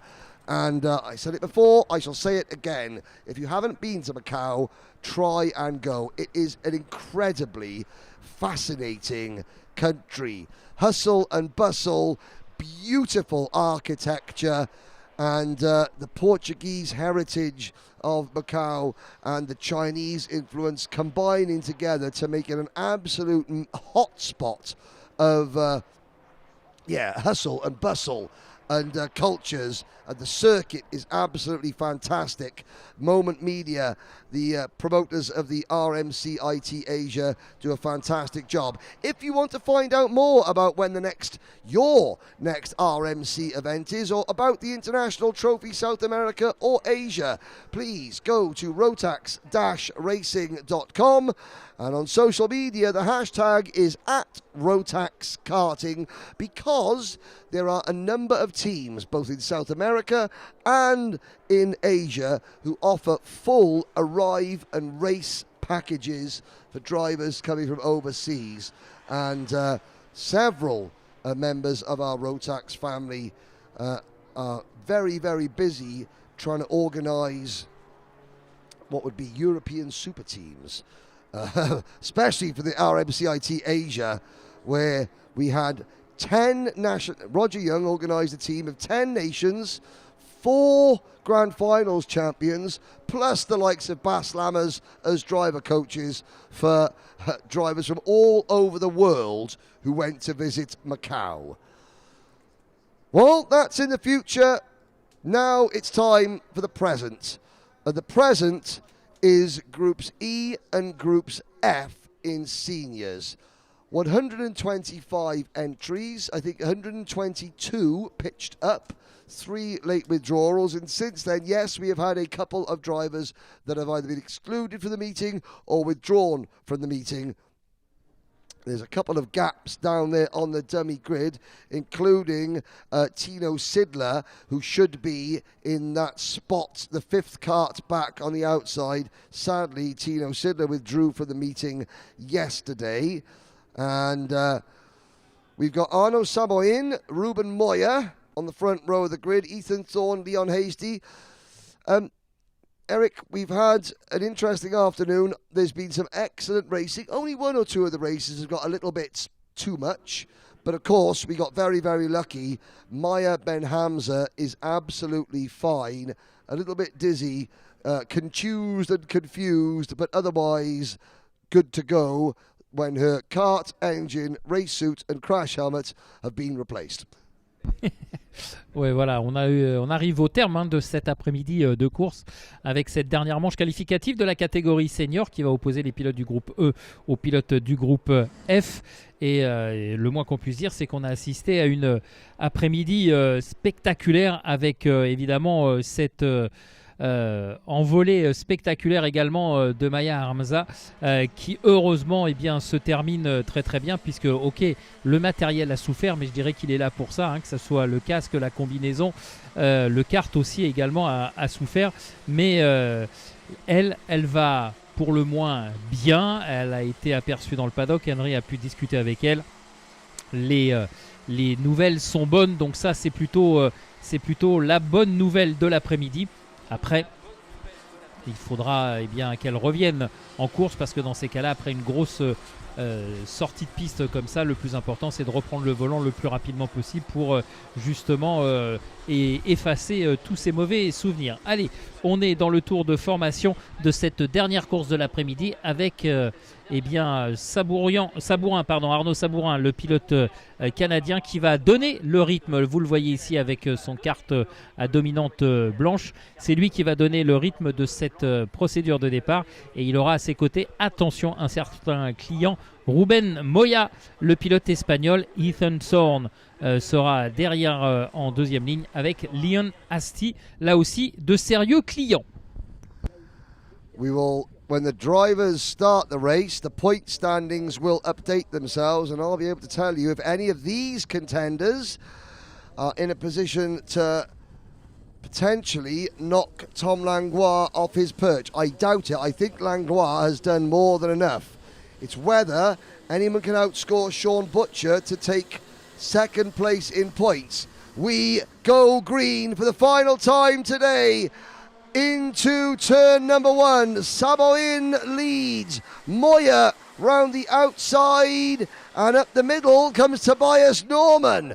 Into turn number 3, Moya sideways, being pushed from behind at the back of the pack. Oh, there's the 402 and the 425. The 425 is Lucas Konopka, who's had an absolutely dreadful time. He will not make the main, and Oliver White is the other driver. Now, Oliver White, that could be crucial for Oliver. He was around about the cusp of making it to tomorrow or not. Allez, Arnaud Sambourin qui a pris un excellent départ. Arnaud Sambourin qui s'est un petit peu échappé. Alors c'est plutôt un départ surprenant de la part du Canadien. Lui qui a tendance un peu à reculer ensuite dans la hiérarchie au fur et à mesure du déroulé de la manche. Et bien là, avec cet excellent départ, il va peut-être pouvoir tirer son épingle du jeu et marquer des gros points pour assurer sa présence bien sûr dans les super hits de demain. Derrière lui on retrouve Moya, Norman, Asti, Thorne et Moreau et Maxime Bouillon. Maxime Bouillon en 7e position qui lui aussi va pouvoir peut-être marquer des points importants pour les super manches de demain.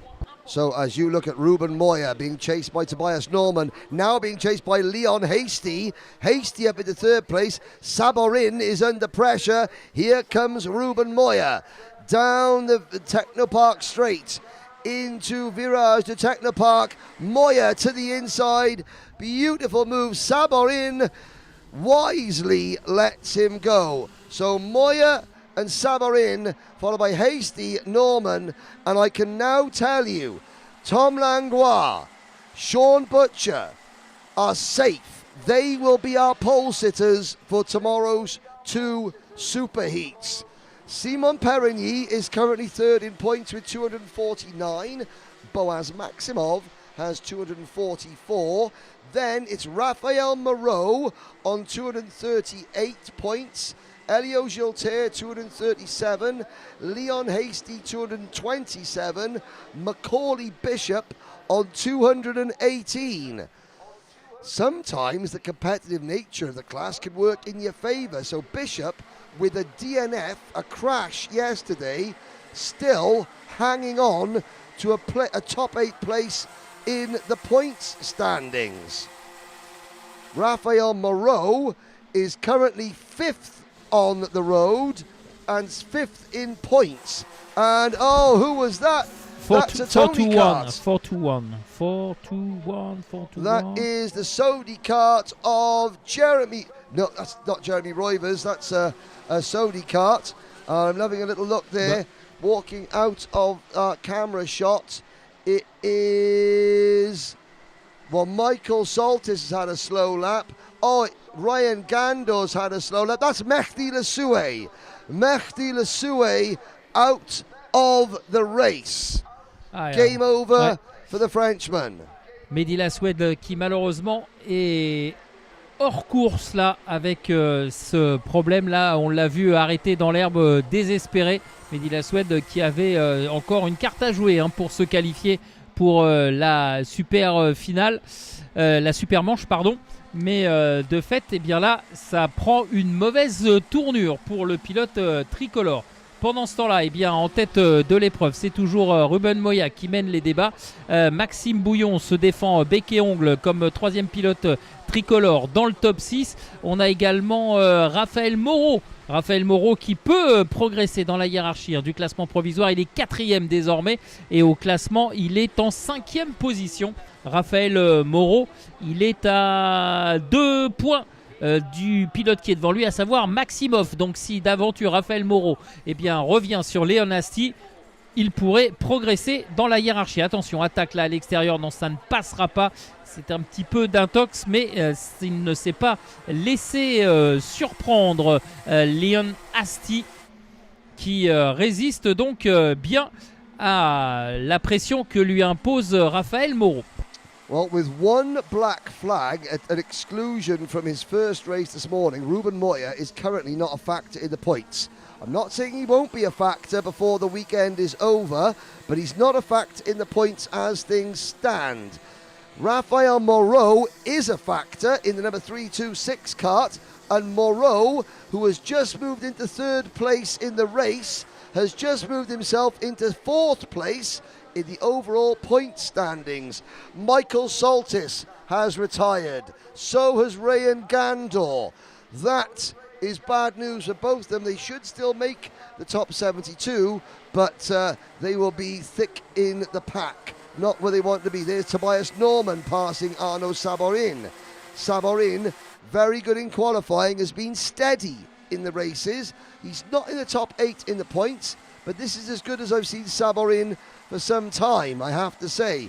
A pair of brothers, Ludovic Saborin and Arnaud Saborin. Ludovic, I'm not sure where Ludovic is doing, if he's still racing or if he's educating himself. But here's your top three: Moya, Hasty and Moreau. Of the three, well, Ruben Moya, I don't know where he is in points, but he's not near the top. Hasty to the inside, no Scotland, no party. And Leon Hasty back into the race lead. Will this move Leon up a couple of positions in the standings? I don't think it will, because he's 7 points behind Elio Gilter in the points table. We'll have a look. The difference between first and second is 5 points. As we're looking now, is that Austin Lee, Tobias Norman and Saborin battling. Hasty is still 7th. So Hasty cannot improve on P7 unless, of course, there is a catastrophic problem for Raphael Moreau, who runs in 3rd position, in which case Moreau will drop from 4th in points, well out of the top 8. Bishop still hanging on to 8th place in points, which is remarkable when you consider how many drivers we've got, how many heats we've got, and how many well, it just shows lots of drivers have had ups and downs. Put it that way. Allez, en tête de l'épreuve, Asti qui est toujours aux commandes. Et attention, puisque ça y est, c'est passé. Moreau est passé en 2e position sur Moya. Ça, c'est une bonne nouvelle pour Raphaël Moreau. Et attention quand même à la réplique de l'Espagnol. Il reste 1 minute 28, c'est-à-dire qu'il reste en gros 3 tours grand maximum pour Raphaël Moreau pour sécuriser une très belle performance. Il partirait en 2e position sur la super hit de demain. Donc Raphaël Moreau, il doit absolument terminer dans cette position et surtout ne pas prendre de risques, ne pas tout risquer sur un accrochage dans cette dernière partie de manche qualificative. Devant, Asti est toujours aux commandes. Est-ce que Raphaël Moreau va pouvoir aller le chercher ? Est-ce que c'est nécessaire ? En tout cas, pour l'instant, Raphaël Moreau, il est hors de portée de Ruben Moya. That is Arnaud Saborin. Well, Saborin is losing places hand over fist. Mika Bartolome in the 314 kart goes through. Saborin he's got to be aggressive. Speaking of aggression, here comes Raphael Moreau and Leon Hasty.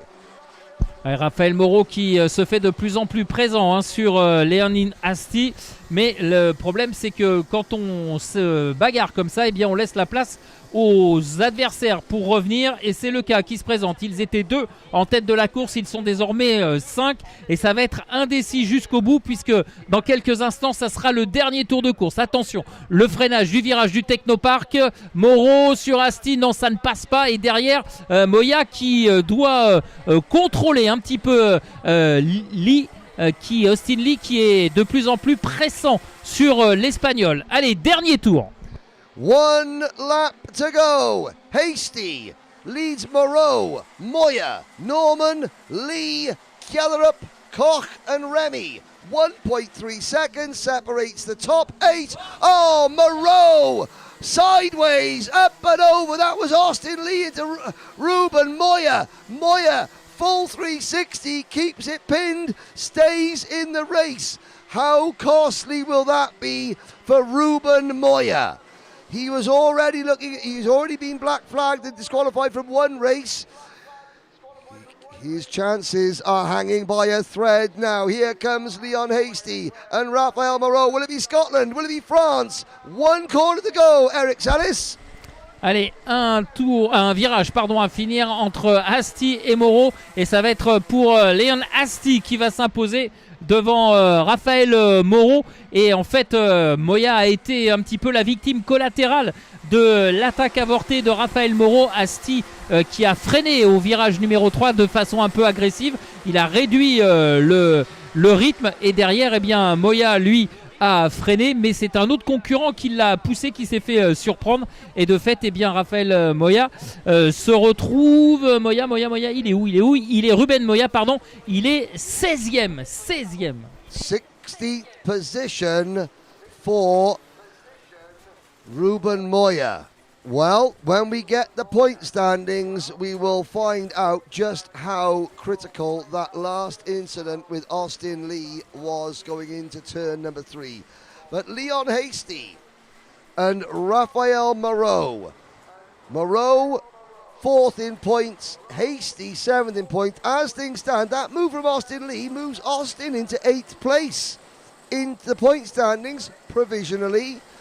As we look at Leon Hasty 7th, Austin Lee up to 8th. This could be interesting. We do have a highlights package to show you from this race. I just want to wonder, where's Ruben Moya? Moya might be... there's Ruben Moya having a chat with Tobias Norman. You can see Ruben Moya with the red, black and white race suit. Was it Tobias Norman that he got involved with, or was it Austin Lee? Judging by the way that Moya and Tobias Norman are discussing, Austin Lee is standing there, just with his hand on the steering wheel, the green leggings on his Tony Kart race suit, trying to stay well out of the conversation. As well he might. But Leon Hasty finishes the day on top for Scotland. We've got some highlights to show you, ladies and gentlemen, and then we will close out today's broadcast.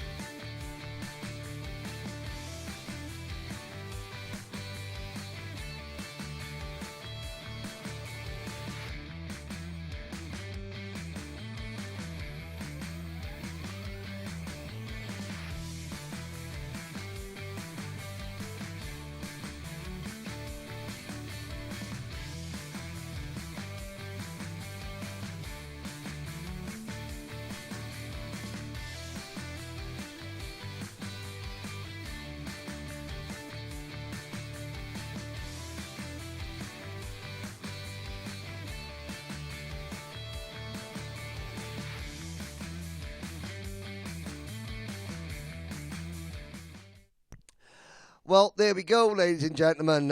It was Tobias Norman that had an issue with Ruben Moya there. The second camera angle replay that we've got cleared that up for you. Well, Eric, it's been a long 2 days of heat races. We started qualifying at 9 p.m. Wednesday evening. Qualifying went on till midnight on Wednesday. Yesterday, we started at 8 a.m. Well, you did. We got here about 8:30 a.m. And we a little misunderstanding. We can say it's okay.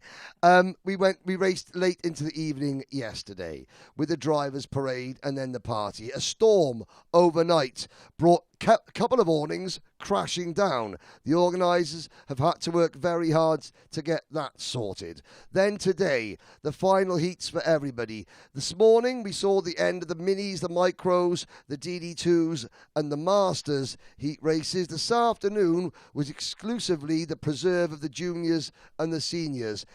It has been an extremely busy week for these teams, many of whom set their awnings up on Sunday or Monday. We're now on Friday night, and we're no clearer in most classes as who's going to win. C'est vrai, c'est toujours la grosse incertitude pour savoir qui s'imposera demain, puisque on a eu un programme très important. Oh, there she is coming. Come, Jane. Oh, there she is. Jane is coming. Jen is saying we have air conditioning in here. I know. There it is, right up there. That's our air conditioning filter. Jen is shining after being down on the grid all day. But as you were saying, Eric. Voilà, et donc je disais que après ces 3 jours intenses de qualification, demain on va rentrer dans le vif du sujet avec les super manches et les finales. Et là, forcément, il y aura encore plus d'intensité. Je vous conseille évidemment d'être au rendez-vous demain dès 9h45, 9h me semble-t-il, sur le timing pour suivre ces super manches et après les finales durant l'après-midi. On va avoir du spectacle à n'en pas douter. Well, Jen, sorry that we've been in air condition. It's been warm out on the grid. We have kept it a secret. Jen, what have you made of what you've seen on the grid today from the drivers? How have they been feeling? Well, of course, it got hot, but it wasn't that hot for them. No. You know, I suppose you see there were a couple of incidents this afternoon. It made a little bit longer day, but we finished on time with the schedule. I was looking a little bit at lap times. Harry Freeman was like 4/10 off the qualifying time. On tyres that have done many laps. Something. Yes. 10:30 or something in the night. And yes, 6 heats later. The tyres, the Mojo tyres are still producing competitive lap times. Yeah, it's the prime tyre. So I was impressed by that. I mean, we've still got the super heats to go. Some disappointments, obviously, with some of the drivers having some issues, but also maybe not getting the positions that they'd hoped to get the points. And with the 122 on the grid this afternoon. Down to about 118 now. 118, yeah, we've had a couple of, But that's good. That has set a precedence. Because the one thing, ladies and gentlemen, and Eric, we can do this in dual languages, is that tomorrow we decide 6 grand finalists. It's a one-off race. Yes, you've got your super heats, but then it's winner takes all in the finals. The fact that we've had black flags, event exclusions today should make tomorrow that little bit cleaner and more respectful. We are on air, ladies and gentlemen, at just before the first super final. Goes off at 9:17 a.m. So we will be back on air at 9:15 a.m. But Eric, we're in France, and it's only fair that today we round out today's broadcast. It's a WFR live TV broadcast, 3MK Events YouTube channel. I think it's only fair that we let our host close us out. Thank you very much, Henry. Thank you, Jane.